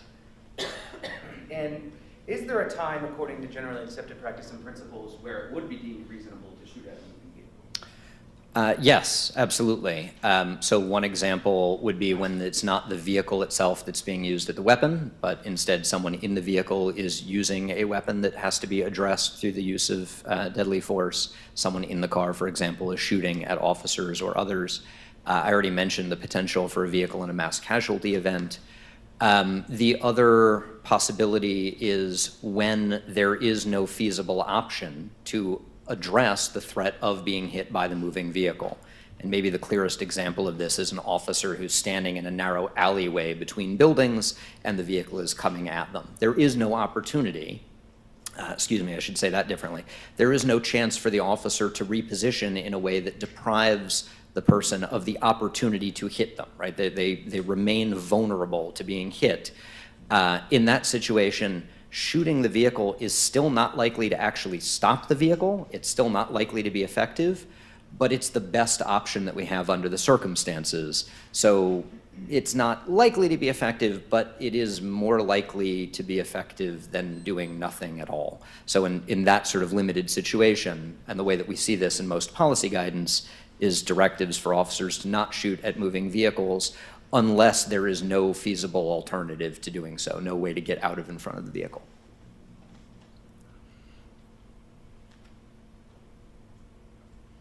I have no further questions. Thank you, Your Honor. Ladies and gentlemen, we're going to take a 5 to 10 minute break. Do not discuss this case among yourselves. Do not permit anyone to discuss it with you or in your presence. It is your duty not to form or express an opinion on the case until it's finally submitted. All rise.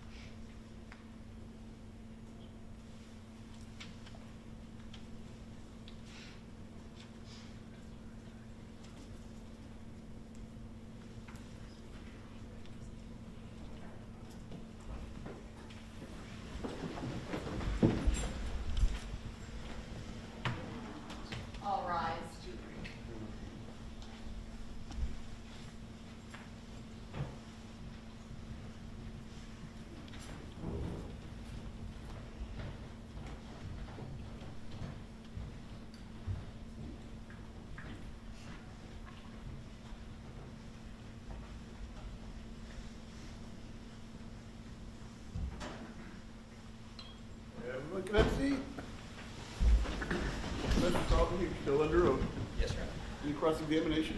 Thank you, Your Honor.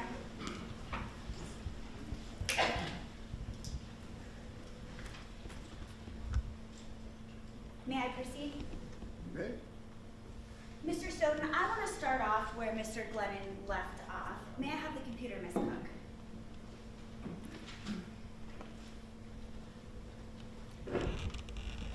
Your second opinion there, the one that talks about instead of removing himself from the vehicle's path of travel, you indicated to the ladies and gentlemen of the jury that that was the preferred tactic, that was the better, reasonable tactic in order for Connor to avoid being hit by the car, correct? Yes. Okay. Now, sir, you remember back in 2024 and 2025 when I sent you the seminal case here in the state of Ohio called State versus White, correct? Yes. Okay. And you would recognize that decision if I sent it, or if I showed it to you in court today, right? Sure. May I approach the witness, Your Honor? Okay. So this is the decision of State versus White that I've sent you, correct? Yes. May I have it back? Yes. Thank you so much. May I have the Elmo, Your Honor? You can speak to Ms. Cook about that. Oh, I apologize. Thank you, Ms. Cook. Okay. So, as you stated, this is the law here in the state of Ohio, right? Yes. And did you review this before coming in to testify to court today? I have reviewed it a couple of times. I'm not here to apply Ohio state law, I'm so not asking that. specifically for this. So you didn't review this? That's not what I said. Okay, I apologize. I must have misheard you. I have reviewed it a couple of times, Okay. not specifically for this. Okay, so you've reviewed it a couple of times, but just not for this case. Yes. Okay. Can you read this head note for us, sir, starting with, actually just read the whole entire head note. Starting with Graham's prohibition. Sure. So, Head Note 17, Law Enforcement Officials, Excessive Force.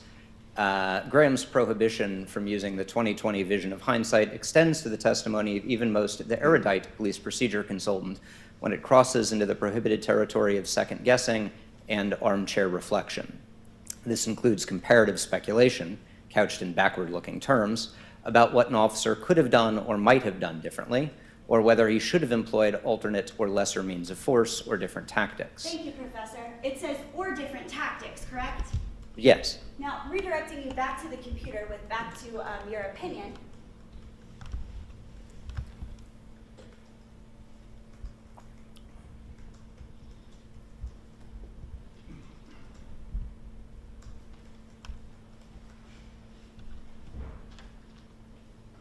Your second opinion is that he should have used a different tactic to get out of the way of the vehicle. That's what you just testified on direct examination to these ladies and gentlemen of the jury, right? Yes, But that his tactic of remaining in front of the vehicle and drawing his firearm was professionally inappropriate, yes. But the law says that what an officer could have done, might have done, or whether he should have employed different tactics is comparative speculation. That's what the quote that you just read to the ladies and gentlemen of the jury said. Sure, and I will leave it gracefully to the judge to instruct the jury on what the law is. I'm not here to apply Ohio state law. I'm not an expert in Ohio state law. I'm an expert in generally accepted police practices. To the extent that Ohio state law differs from my focus as a policing expert, that's kind of up to somebody else to figure out, not me. So you testified on direct examination, though, that generally accepted police practices certainly come from state law, correct? I would say that they are typically informed by a combination of law. My specific testimony was about Fourth Amendment law, but state law should also inform generally accepted practices in that jurisdiction. And so you're an expert here in the state of Ohio, and you don't know what the state of Ohio's laws say? That's not what I said. I'm asking. About what? About looking backwards, about using hindsight in order to determine if an officer should or should not use a different tactic. Yes. Okay. I'm familiar with the case and just read a head note, which of course is not the text of the case, it's the head note. Do you need some time to read the entirety of the case, sir? No. Okay. Thank you. Now, you're not a practicing lawyer, correct? That's correct. A practicing Well, that's a necessary prerequisite. I've done that. Okay. But you choose not to practice. You're an academic now. Correct. Okay. Now, either way, you've certainly spent a lot of time in the courtroom before, right? Sure, I think that might depend on how we define a lot, but sure. You've testified in over 15 cases, I think you said on direct examination, 18 to 22 cases. Yeah, something like that, plus more in depositions and the like, yes. So you've been in the courtroom a lot, right? Yeah, sure. Okay. And based on your experience of being in the courtroom, you know it's my job as the practicing lawyer to ask questions, right? Yes. And it's your job as a paid opinion witness to answer those questions. True? As a witness generally, sure. Sure. Now, if I ask a question that you don't understand, do you promise to let me know so I may ask a better, more clear question? Sure. Thank you so much. And do you agree to answer my questions in the way that I ask them rather than another question that's not being asked? I'm sorry. If you're asking me if I can answer your questions, sure. If I understand the question, I will answer the question that I understand you to be asking. Sure, and if you don't understand, you'll let me know. Yes. And you'll answer the question as I pose it to you, yes? Sure, unless the answer would be manifestly misleading of some part of my testimony or opinions. Sure, you can answer my questions though, yes? I hope so. I hope so too, sir. And if you answer a question I didn't ask you, that will force me to re-ask you the original question, and that would waste everyone's time, won't it? Probably. So if I asked you what state you're in today as you're sitting here testifying about what a police officer did here in this state, how would you answer that? I am currently in the state of Ohio. Thank you, sir. Now, you kind of went over this on direct examination about you being paid to offer an opinion, correct? I'm compensated for my time. I'm not paid for my opinions. Okay. Well, certainly fair to say that if you didn't give these guys the opinion that they wanted, you wouldn't be on the stand testifying? Yeah, that's probably correct. Okay, so you gave them the opinion that they wanted, and now you're here testifying. No. I gave them the opinion that my review led to. The fact that it's helpful to them is irrelevant to me. Okay. So fair to say that prosecutors work for the taxpayers, Sure. and you were I would hired? I would say broader than just taxpayers, right? They work for the public generally, regardless of whether they're taxpayers or not. Sure, but certainly taxpayers are included in that. Yeah. Okay. And you were hired by the prosecution, right? Yes. Okay, so taxpayers fund the state of Ohio's budget, yes? Yes. And so you would agree with me then that the taxpayers are paying you $415 an hour to evaluate this case, yes? Sure. Through an attenuated series, sure. Okay. And I think you testified on direct examination, you believe you've spent maybe 30 to 35 hours that you have billed the state of Ohio? I think that's right. I'd have to look at the invoices on this case to confirm that, but I think that's about right. It's just an estimate, 30 to 35 hours? Yeah, probably something in there. Okay. So at 30 hours and $415 an hour, the conservative estimate is you've billed about $12,450 to date, yes? Sure. That sounds about right Okay, mathematically. And if it were 35 hours, you would have billed $14,525. I cannot do that math in my head, but sure, that sounds about right. Okay. And you're testifying today, you've been on the stand for over 2 hours, but you billed for 8 hours of testimony no matter how long you're on the stand. Is that correct? I bill at a minimum rate of 8 hours on days of testimony. Today I'll be traveling as well, so it'll be more than 8 hours today between testimony, the actual hours of testimony and travel. Okay, so more than 8 hours. About how many do you think you'll bill for today? I don't know. It depends on when we end and how much downtime I have between like getting to the airport and getting home. That makes sense. But let's just call it 8 hours for conservative purposes, knowing Sure. that you're going to bill more than that. So that's an additional $3,320, true? Yes, plus travel yesterday. Thank you. And all of us think about work while we're doing other things like doing laundry or driving. Would you agree with that? I try really hard not to think about work when I'm doing other things. That's fair. Me Um, too. But certainly it creeps in, right? It can. Do you think that you probably have spent time that you haven't billed for, in addition to the time that you have billed for thinking about this case?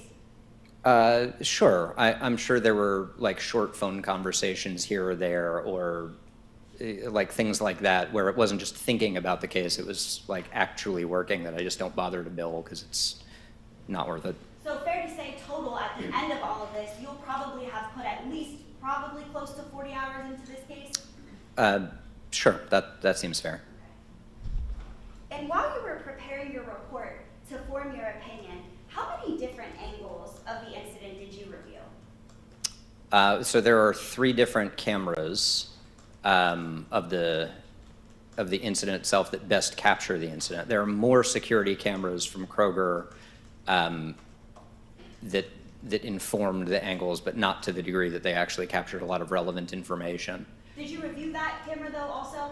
Yeah, I reviewed all of the videos that I Okay. have. So you would agree with me then you've at least reviewed 4 angles. The RX video walk-up, Yep, the Kroger security camera footage, the outside one, yes. Grubb's body-worn camera, Oh, yes, and Moynihan's body-worn camera. yes. So you reviewed 4 different angles before coming to your conclusion, correct? At least that. I think there were actually more, but it's at least that many, yes. Now, you know a lot about body-worn cameras, right? Yes. And you would agree with me when I say that these cameras can sometimes be outright misleading, yes? Absolutely. Now, it's possible, sir, that some opinion witnesses in court cases bring biases with them into their work, right? Sure. In fact, you would agree with me that certainly everyone has certain biases that color their interpretation of the world around them. True? Sure. That is the nature of the human experience and cognitive bias, yes. And an opinion witness with a very strong bias could use his platform to unfairly affect a jury. You would agree with that, right? So, no, I think you're confusing their bias and advocacy. You can separate those. A witness who's biased, that may affect their conclusions.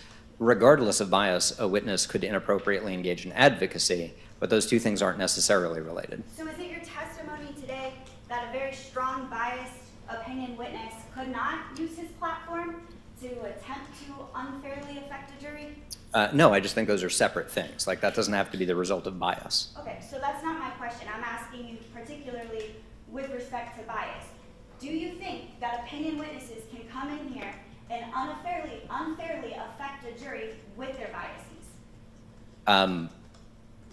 Can you define what you mean by unfairly, right? Because the point of the adversarial system and a judge's instructions or limitations should address that unfairly point. Correct. If a trial is being well managed, then no, it wouldn't be unfair. It would be within the scope of a trial. If it's not, then sure, I suppose that could be unfair in some way, but it might depend on what you mean by unfair. You're aware that the judge is going to give this jury an instruction saying, do not let your biases creep into the back of the jury room. I am not going to presume to guess anything about the judge's instructions to the jury, but that would be a pretty standard instruction. You would agree with that, right? Yes. And so if a witness comes in here with bias, you're saying that that bias can't somehow bleed into the jury deliberating. No, I guess I'm confused when you're focusing on unfair bias, right? The point of the adversarial system is to address the limits of unfair bias and to prevent a witness's, let's say, unfair statements, right, from being considered or adopted into the jury room. And our statements, or our system is perfect? Hardly that. Okay, so it's possible then that biases could affect what is presented on the witness stand, correct? Oh, sure, yeah, I agree with that. Thank you.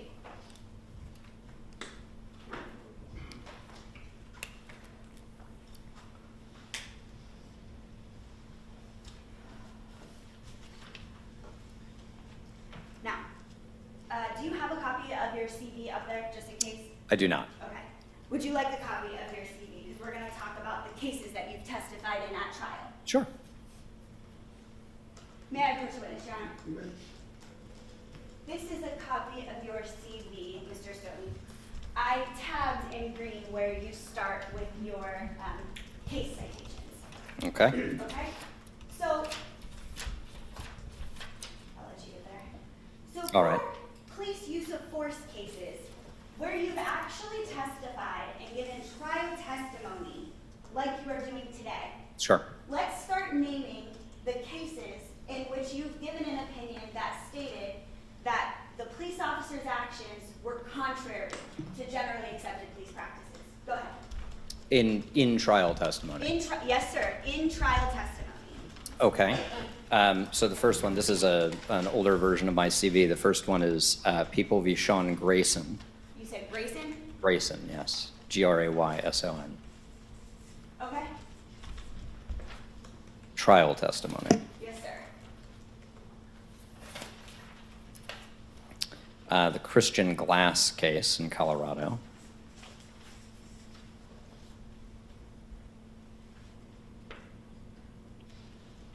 What Ta- others?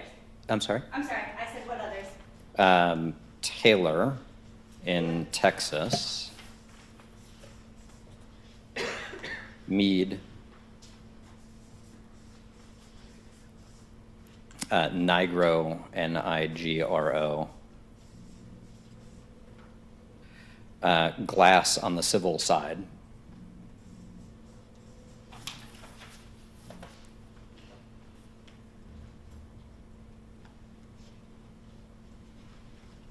Herndon, Herndon. Schurr, Schurr.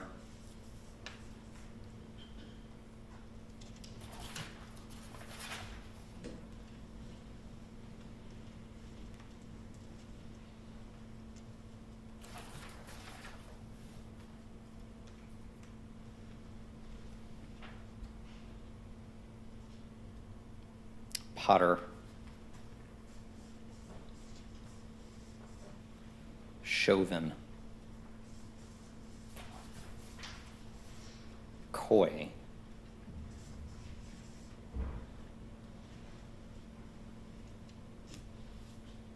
Jones.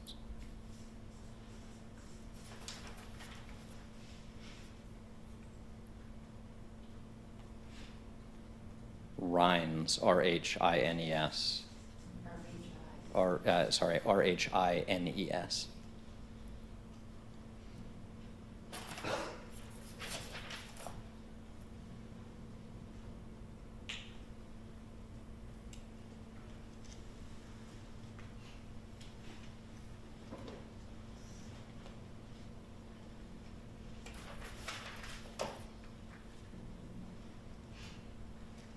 Smith.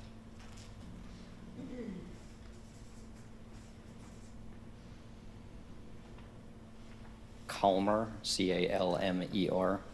And that's one where the defendant shot and killed 2 police officers, true? No, he shot and killed one officer. Okay, but he shot at 2 police officers?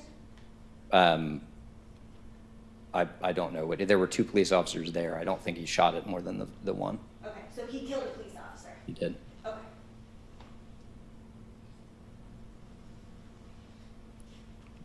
That's what I have. What about Grayson, sir? That's the top one on there. Oh, I apologize. I'm so sorry. Let me see here. Norton? Did you testify in the Norton case? I did, not with an opinion finding fault with the officers, which is what you asked about. Okay. So, these are all the opinions that you've testified in court at finding fault with the officer, true? No, I understood your question to be, these are the cases in which I've testified at trial, in which I've had an opinion finding fault with the officers. That's correct, sir. That's Yes, what I asked. yes. Okay, so how many, going through your CV, have you testified in trial, given trial testimony, that you found not at fault with the officers? Almost all of those cases also have opinions where the officers did things appropriately. Sir, I'm talking about your overall general opinion. When have you testified in trial on behalf of a police officer? You mean without finding any fault at all with the police officer? Sir, that the police officer hired you Oh, well, in trial. okay, so you're asking about cases where I've been retained by whoever is representing the officer, and I've testified in trial without any opinions negative to the officer? Is that what you're asking? Yes. That's a series of limiting considerations. Let's see. I don't think all of those conditions have lined up. I don't think I've done any cases where all of those things are true and nothing else. Thank you, sir.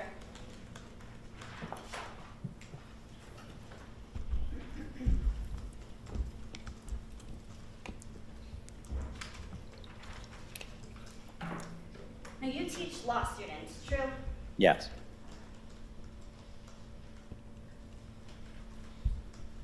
Are you aware of a national website called Rate My Professor? I have heard of it. Okay. And these law students that you teach, oh dear.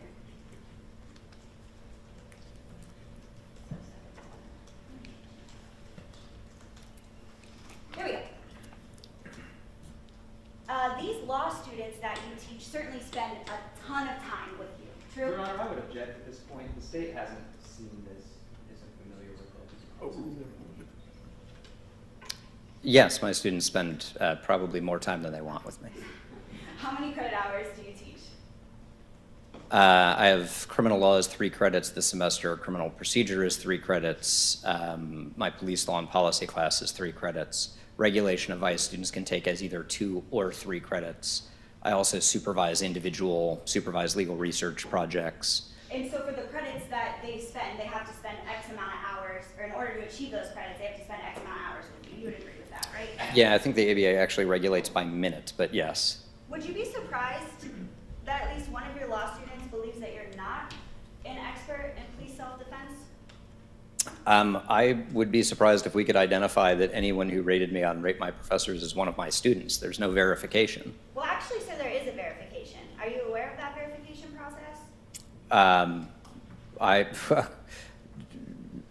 am yes, in some sense, but no, Okay. not specifically. That's fine. One of your students here says, it's difficult to understand how someone who had only worked as a police officer for 5 years could be considered an expert in the area.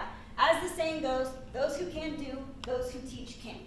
That's true, right? Which part? That's what it says, yes? Yeah, that's what it says. I don't know what SCHC 388 is. That's not a class I teach. So that's not what I asked you. That's what That is what, yes, that is what someone's anonymous comment says on the internet, yes. Okay. Well, it certainly says that you worked for a police officer for 5 years, right? Sure. That's an intimate detail about you, true? No, that's widely available on like the internet all over the place, Okay, so, including on my faculty bio. I don't talk about that in class. okay, you don't talk about that in class. No. Okay, that's fair. Let's see here. Professor Stoughton is a politically charged narcissist. That's what this review says.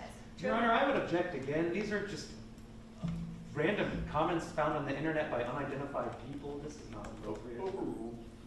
Cross-examination. Thank you, Your Honor. That's what that says? That is what it says. And Laws 672 is a class that I teach, Okay. I think. All right, this next one says, made memes of himself to try to appear hip, shoehorns his personal politics into every discussion. Very unprofessional, right? That's what it says. I can tell you I have never made a meme of myself, although sometimes students will make memes of me and pass it around. And this says it was reviewed April 12th of 2021, right? That's when it was submitted, yes.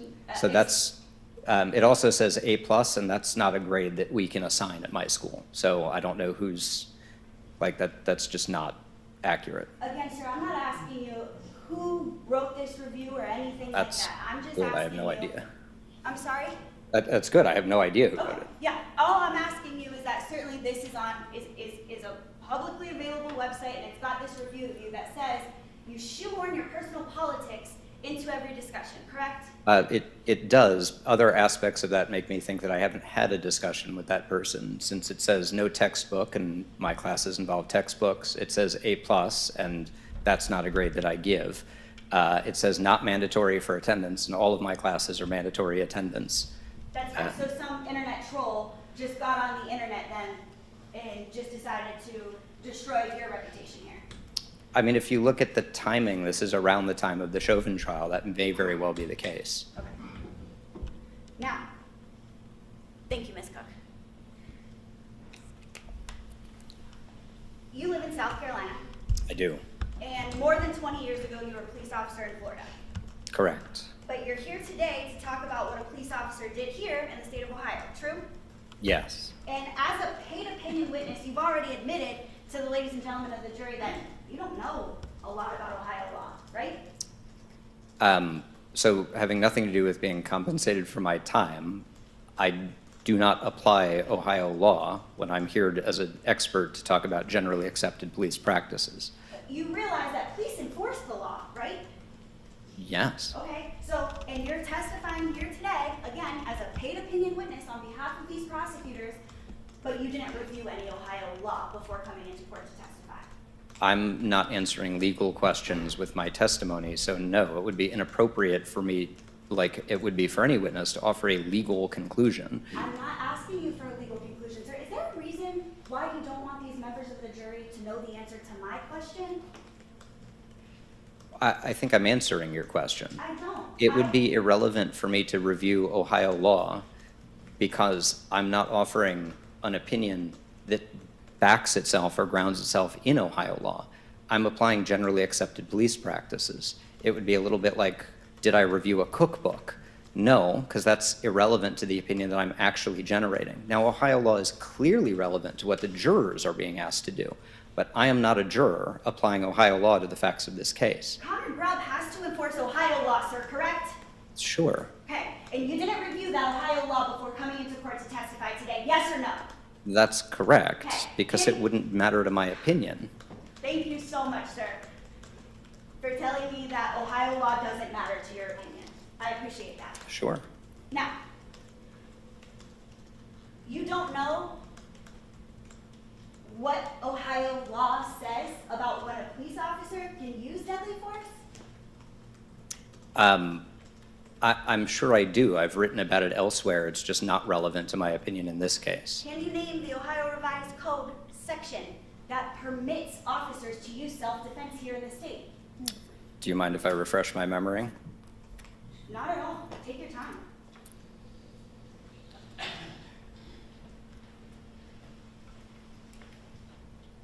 Also, I need reading glasses.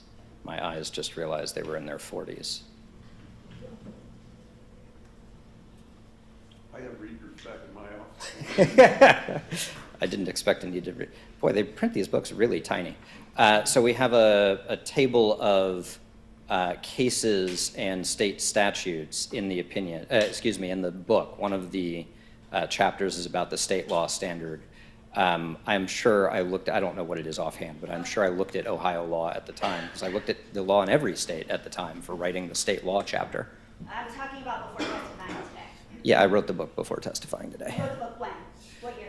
I wrote the book starting in probably 2017, 2018. It came out in 2020. It's 2025 now?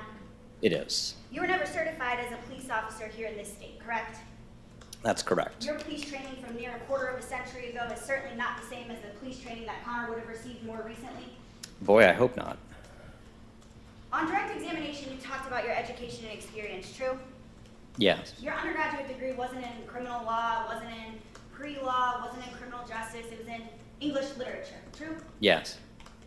And before you even finished college, you said you spent a few years as a full-time officer in Florida? I'm sorry, ask that again? Before you finished college, Yes. you spent a few years as a full-time officer in the state of Florida? Yes. correct? You said under 5 years? I was full-time for about a little over 4.5 years, and then part-time for another 6 months, so yes. And in those 4.5 years, you never worked for internal investigations, correct? No, I did that when I left and went to a state office. You never were promoted to sergeant, No. definitely never promoted to a lieutenant. No, certainly not. You chose to leave police work again for academia, true? No, I left police work to go to law school and then eventually made my way into academia. Sure. Yes. Thank you. Now, you testified at grand jury in this case, correct? Yes. Now, as a law professor, you're aware that in the grand jury, there are no rules, true? I wouldn't say there are no rules, but I would say that it's a very different set of rules than applies in trial. Well, there's no judge, right? Correct. There's no me or Mr. Collins as defense attorneys, true? Yes, that's correct. There's no rules of evidence that applies, true? Broadly, yes. Okay. This case had to be presented to the grand jury before an indictment came out, right? Yeah, the grand jury is the one that indicts, so yes. Correct. And not just anybody can show up and say, hey, I've got some information for the grand jury. Can I testify, Your Honor, I right? would object again. They shouldn't consider the indictment for any purpose. Councilwoman approach. Thank you, Your Honor.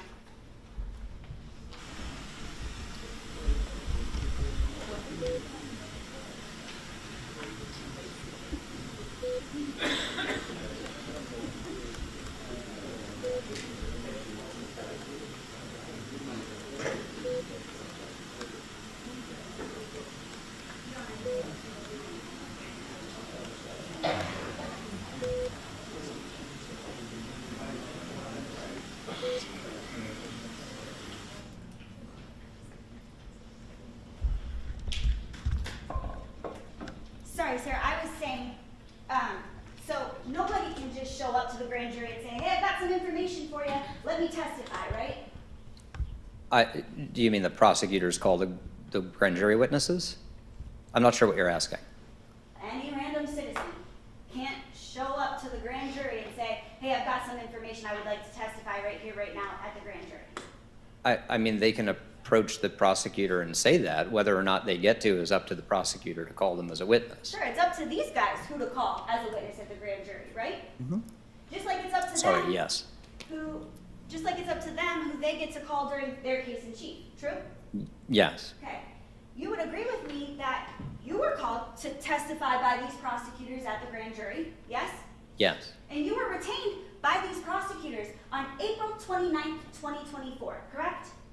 I'd have to go back and check the date, but I think that's right. I can get the date for you, sir. Do you remember testifying at the Daubert hearing? I do. I just don't remember the specific date, but I'm happy to accept your representation that that was the date of retention. Appreciate that. So that's April 29th, 2024, true?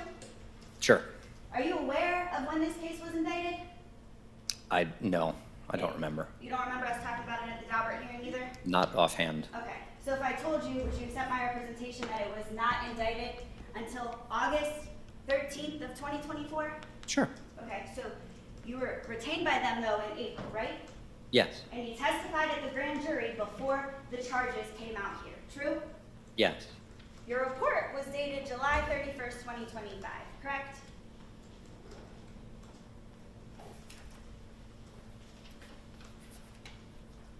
Yes. Now, when you testify or write reports as an opinion witness, you testified on direct examination that the term of art that you choose to use is officer-created jeopardy. True? As a way of referring to unjustified risk-taking, yes. I use a couple of phrases. That is one of them. Sometimes I just use the phrase, as is mentioned in this report, unjustified risk-taking, unsound tactics. The point is similar with all of those. I'm talking about just in your conclusion, though, you only use your term, officer-created jeopardy. True? I mean, your in opinion one, Yes, sir.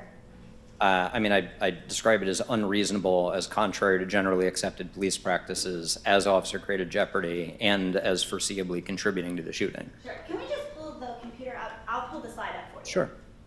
Where it says officer-created jeopardy. That's the term of art that I'm focused on for the line of this questioning, okay? Sure, yes. I also use that term, yes. Okay.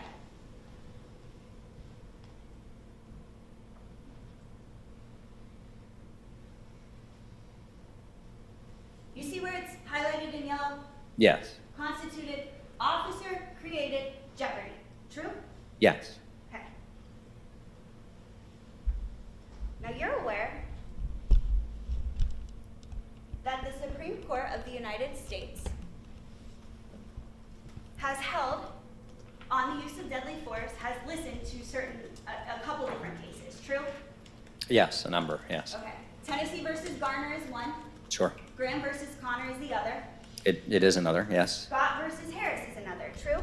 Yes. Now, you testified about how the case of Tennessee versus Garner, the facts of that case. Do you remember that? Yes. About shooting a fleeing felon. True? Yes. Okay. But the facts of that case certainly don't mirror the facts of this case, correct? Yes. Okay. You would agree with me that Connor Grubb got hit by a car, correct?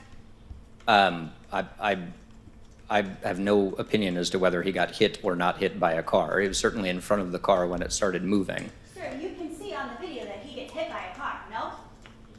I can't see on the video a point of impact. I'm not saying he didn't get hit. I'm just saying I can't testify to my degree of expert certainty in my area that he was struck by the car.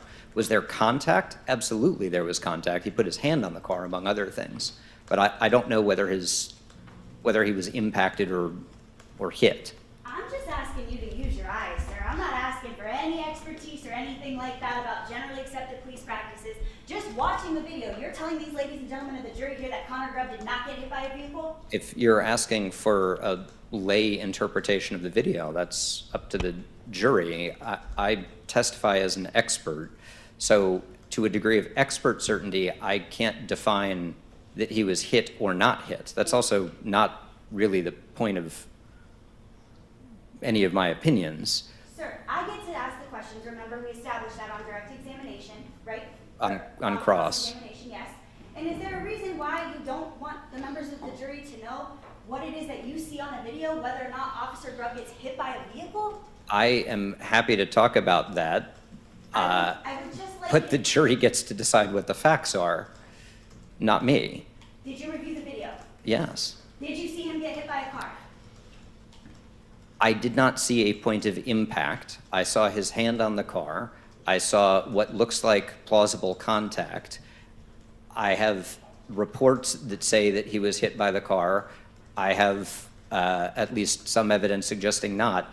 It's not the job of an expert to resolve factual disputes. Sir, So that wasn't my question about what the job of an expert is. I'd really like you to stop wasting time and just answer the question that I asked you. you're asking a question that is outside the scope of my expertise. You can't use your eyes? Sure, I can watch the video and I can tell you I don't know from the video, having watched it a great many times, whether Officer Grubb got hit by the car or not. I see his hand on the car. I see what plausibly could be contact between the car and his leg.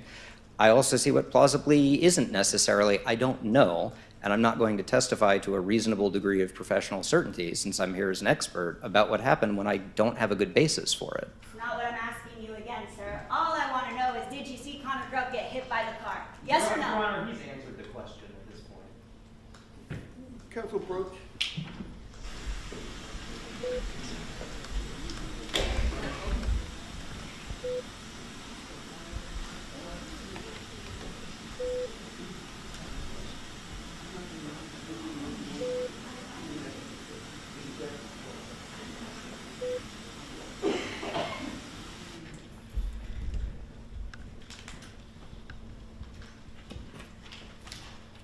Now, you've never been a judge, have you?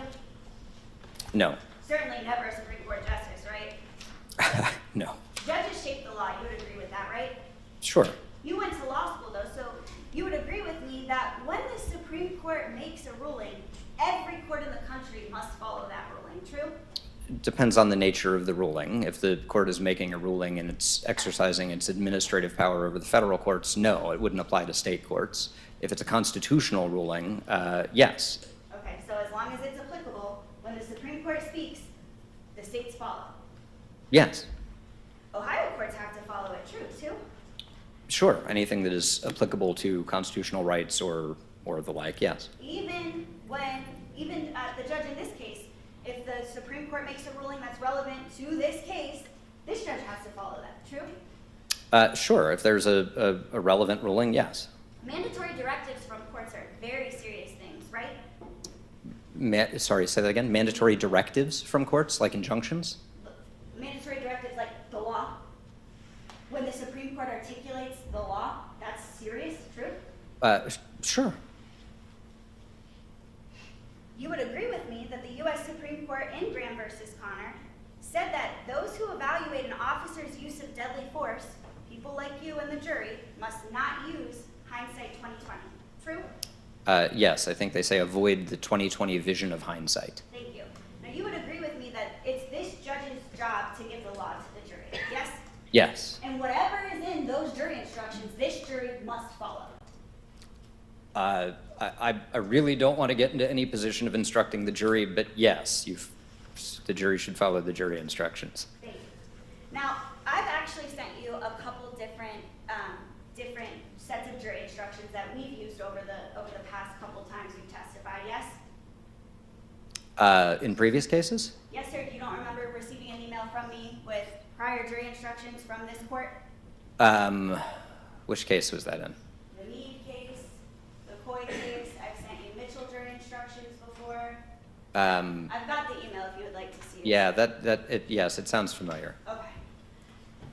Now, nowhere in any of these U.S. Supreme Court cases does it mention your term of art, officer-created jeopardy, correct?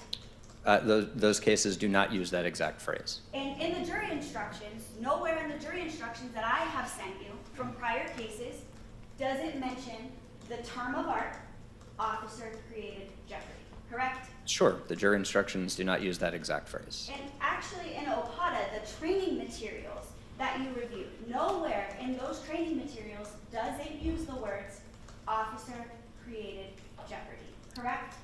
Right, it certainly reflects the concept, but it does not use that particular phrase, yes. And you also testified in another case as an opinion witness. Do you remember the Taylor v. Holtmeyer case? I do. I think that was limited to deposition testimony. Okay. And that court was a federal court, true? Yes. And that court held that your opinion regarding the use of deadly force is inconsistent with the Supreme Court's opinion in Scott versus Harris, correct? Sure. Now, I want to talk to you about your report, and actually testified to this on direct examination. You stated, it is well known and generally accepted that time is the single most important tactical concept in policing. True? Yes. Okay. Now, you say that time is the most important tactical concept, so you're talking about the present tense, yes? Yeah. You're not talking about from a quarter of a century ago when you were a police officer. Then too. But you're certainly talking right now, true? Yes. As you sit here today, you believe time is the most tactical, important policing concept, yes? I think, sure, today, yes, absolutely. I don't think it's just today, right? I think it's actually a very old observation. I understand. So did you take a poll of all police officers in America to determine that this notion is well known? No, I reviewed training material, use of force policies, tactical guidance, tactical training manuals going back to the 1970s. So no, you didn't take a poll. I did not take a poll. And did you take a poll of all police in America to determine that this notion is generally accepted? I did not poll. No, this is not survey research. Okay. So you have a footnote citation there, true? Yes, that's a citation to my book. Your book. Yes. Not all of these 1970 policies or anything else you just told the ladies and gentlemen of the jury about. You cite to yourself, true? Well, those are cited in my book. So that's not what I asked. You cite to yourself, correct? Yes. Okay. I cite to myself because the book consolidates, as books do, a bunch of information from other sources. Like, I think I have 563 footnotes in the book, including those relating to what I talk about in a more concise way, and then cite to my book, because I think I said it better than the other folks did. Certainly here you cite to yourself, true? Yes. That's your own opinion, right?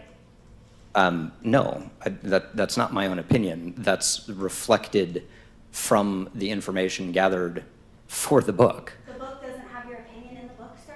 It has some opinions of mine in the book. This is not what I would describe as an opinion. Okay. Your book is not your opinion.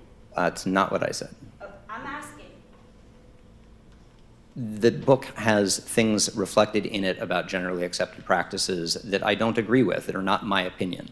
The book has things that do reflect my opinions or that align with my opinions, particularly the conclusion when my co-authors and I offer some specific suggestions. That's definitely opinion. But for example, the chapter on constitutional law or state law, no, that's not my opinions. That's just what it is. That's about the state of the world. Again, sir, redirecting you back to my question, I really appreciate that very long narrative that you just gave the members of the jury. But redirecting you back to my question, that footnote cites yourself. Yes or no? It does. I'm sorry. I thought your question was, does my book have my opinions in it? Thank you, I appreciate that. Turning to page 39 of your report, you claim that it is well known and generally accepted in policing that officers should avoid putting themselves into a vehicle's path of travel. You would agree with that, right? Yes. That's what you write it in your book, or I'm sorry, in your report, true?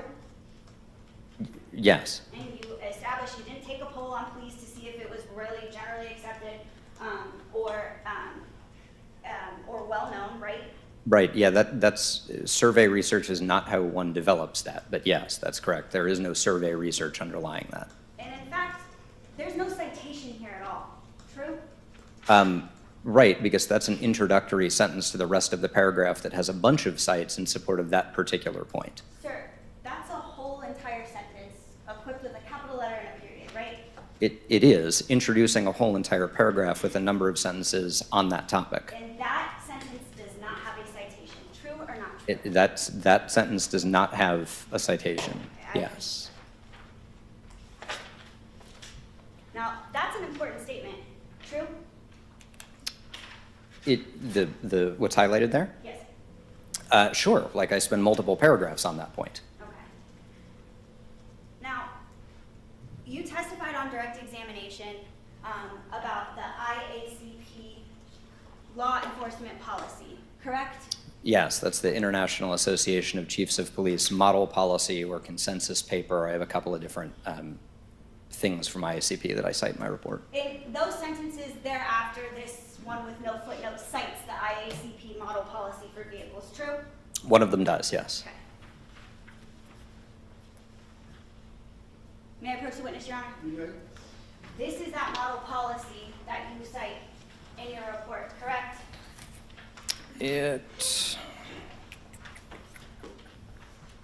Yes, that's it. May I have the Elmo, Miss Cook?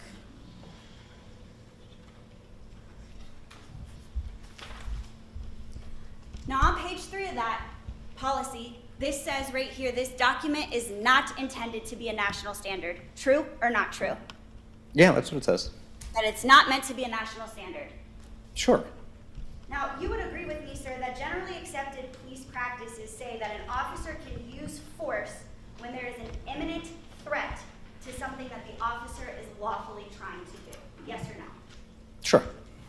May I have a moment? Thank you, Mr. Stoughton. I have no further questions for you at this time. Councilman approach.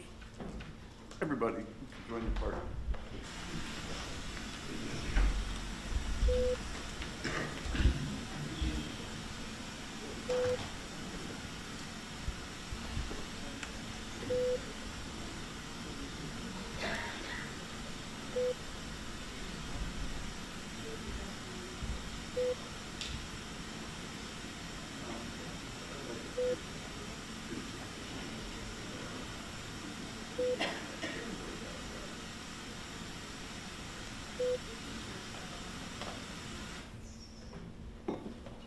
Is everyone okay with redirect? Thank you, Your Honor.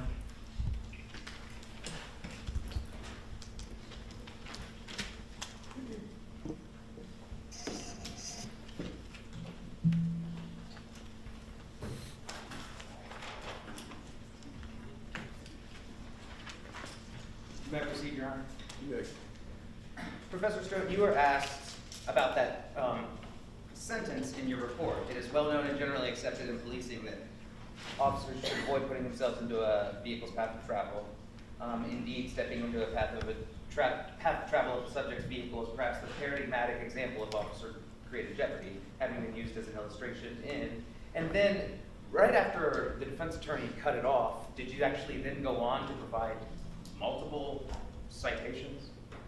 Yes, there are 1, 2, 3, 4, 5, 6, 7, 8, 9. Yeah, like that discussion goes on for the next page and a half.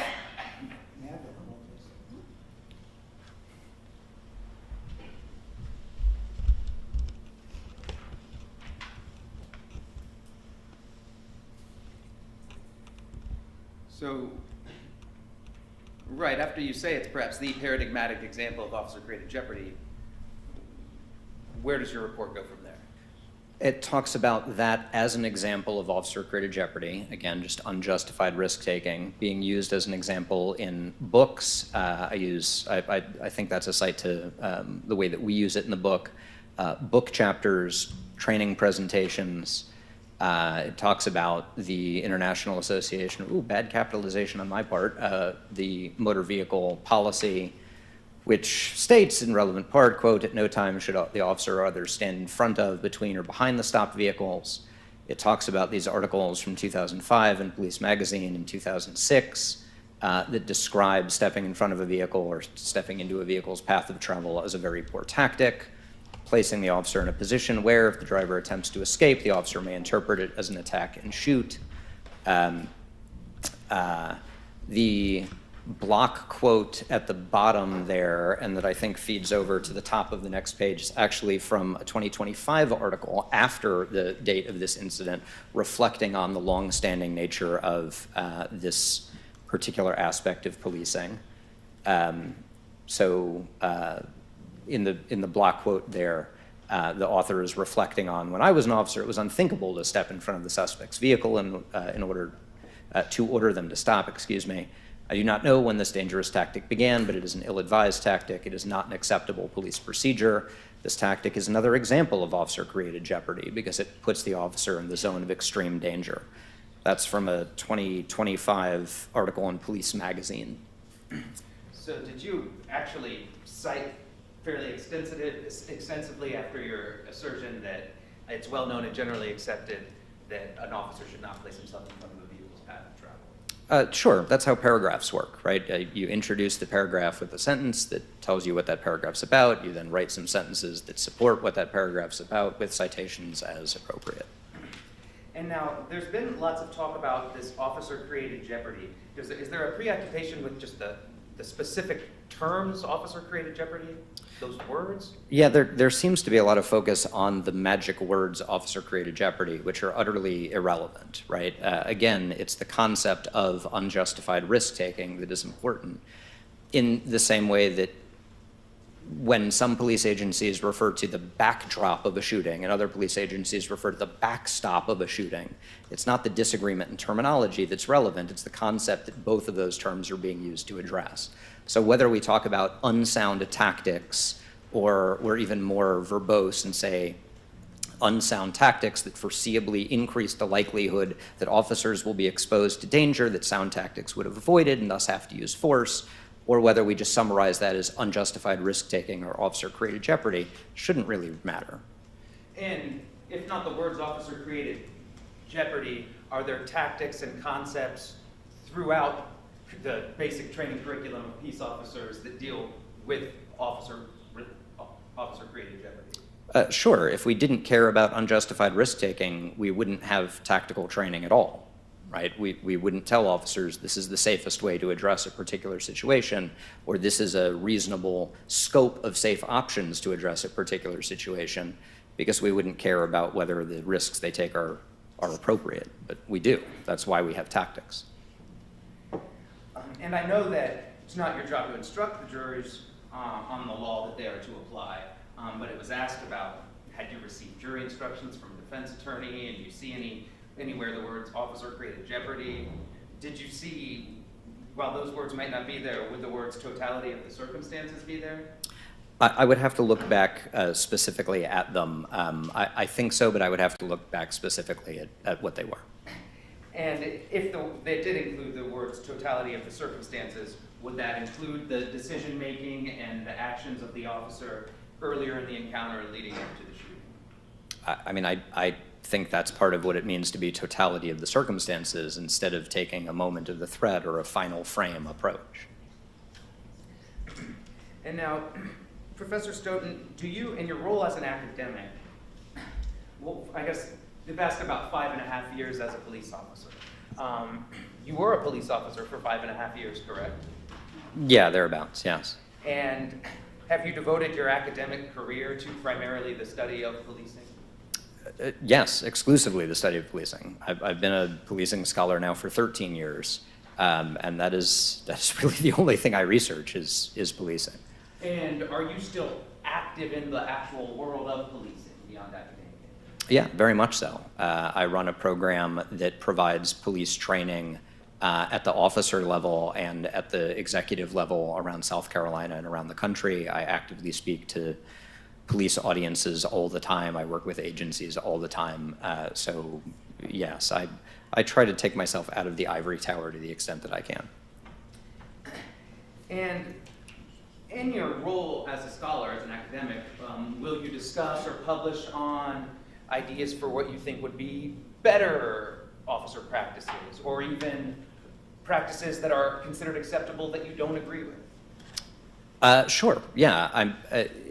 Part of my work as an academic is to identify promising best practices, to identify whether there's empirical research supporting that or not. The National Institutes of Science commissioned me and several co-authors to write a paper on the empirical evidence that we have about use of force, right? That is, what affects officer use of force.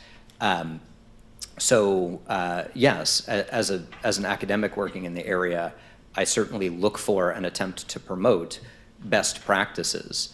But there's a significant difference between my role as an academic and my role as an expert, and the promotion of best practices or cutting edge practices and looking at generally accepted practices which are really beyond reasonable dispute. And do you keep those roles distinct when you're asked to review a case to provide expert analysis as to whether an officer's actions were reasonable in terms of generally accepted practices and principles? Extremely distinct. The way that I sort of analogize it is like the rules for my kids at my house as opposed to my mom's house. They're both rules, but they're different rules, right? So depending on where we are, different rules are going to apply, and they should, because my role as an academic and as someone working in this area is very different than my role as an expert witness. In the same way that, like, an attorney can argue two different positions in two different cases, right? It's just a different professional obligation. And have there been times when in your role as an expert, you've reached the opinion that This is so offside across. Have there been times in your role as an expert where you have found, or you reach the opinion that the officer acted reasonably, consistent with generally accepted principles and practices, even though you didn't necessarily agree with that principle or practice being generally accepted? Yes, there are situations where I think there might be better promising practices, but that's not my role as an expert to assess better promising practices, right? My role as an expert to say, at the time, what was generally accepted, and that's the answer. It either is or was not. So when you're retained as an expert, is it to not analyze whether or not an officer was using the best practices or whether or not the actions were reasonable? I'm sorry, ask that again. When retained as an expert, is your role to analyze whether or not the officer performed the best practices or just whether or not those practices were reasonable? Yeah, as an expert, I do not assess whether the officer acted consistently with best practices. It's just whether they were reasonable, professionally appropriate, under generally accepted practices. And have there been cases where you've been retained where you did find that an officer acted appropriately, consistent with accepted principles and practices? Yes, yes, there have been. Have there been numerous times? There have been numerous times.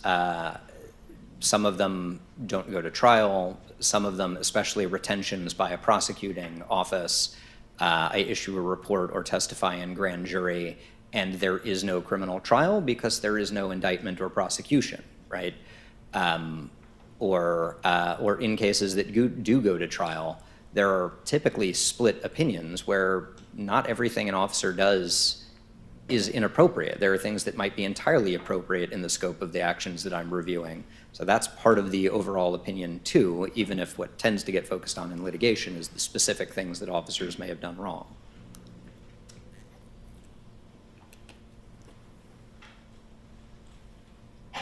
And Professor Stoughton, it's been talked about how you weren't a police officer in Ohio and you're not an Ohio guy. Does that have any relevance to determining the generally accepted police practices and procedures? No. Would that vary state to state?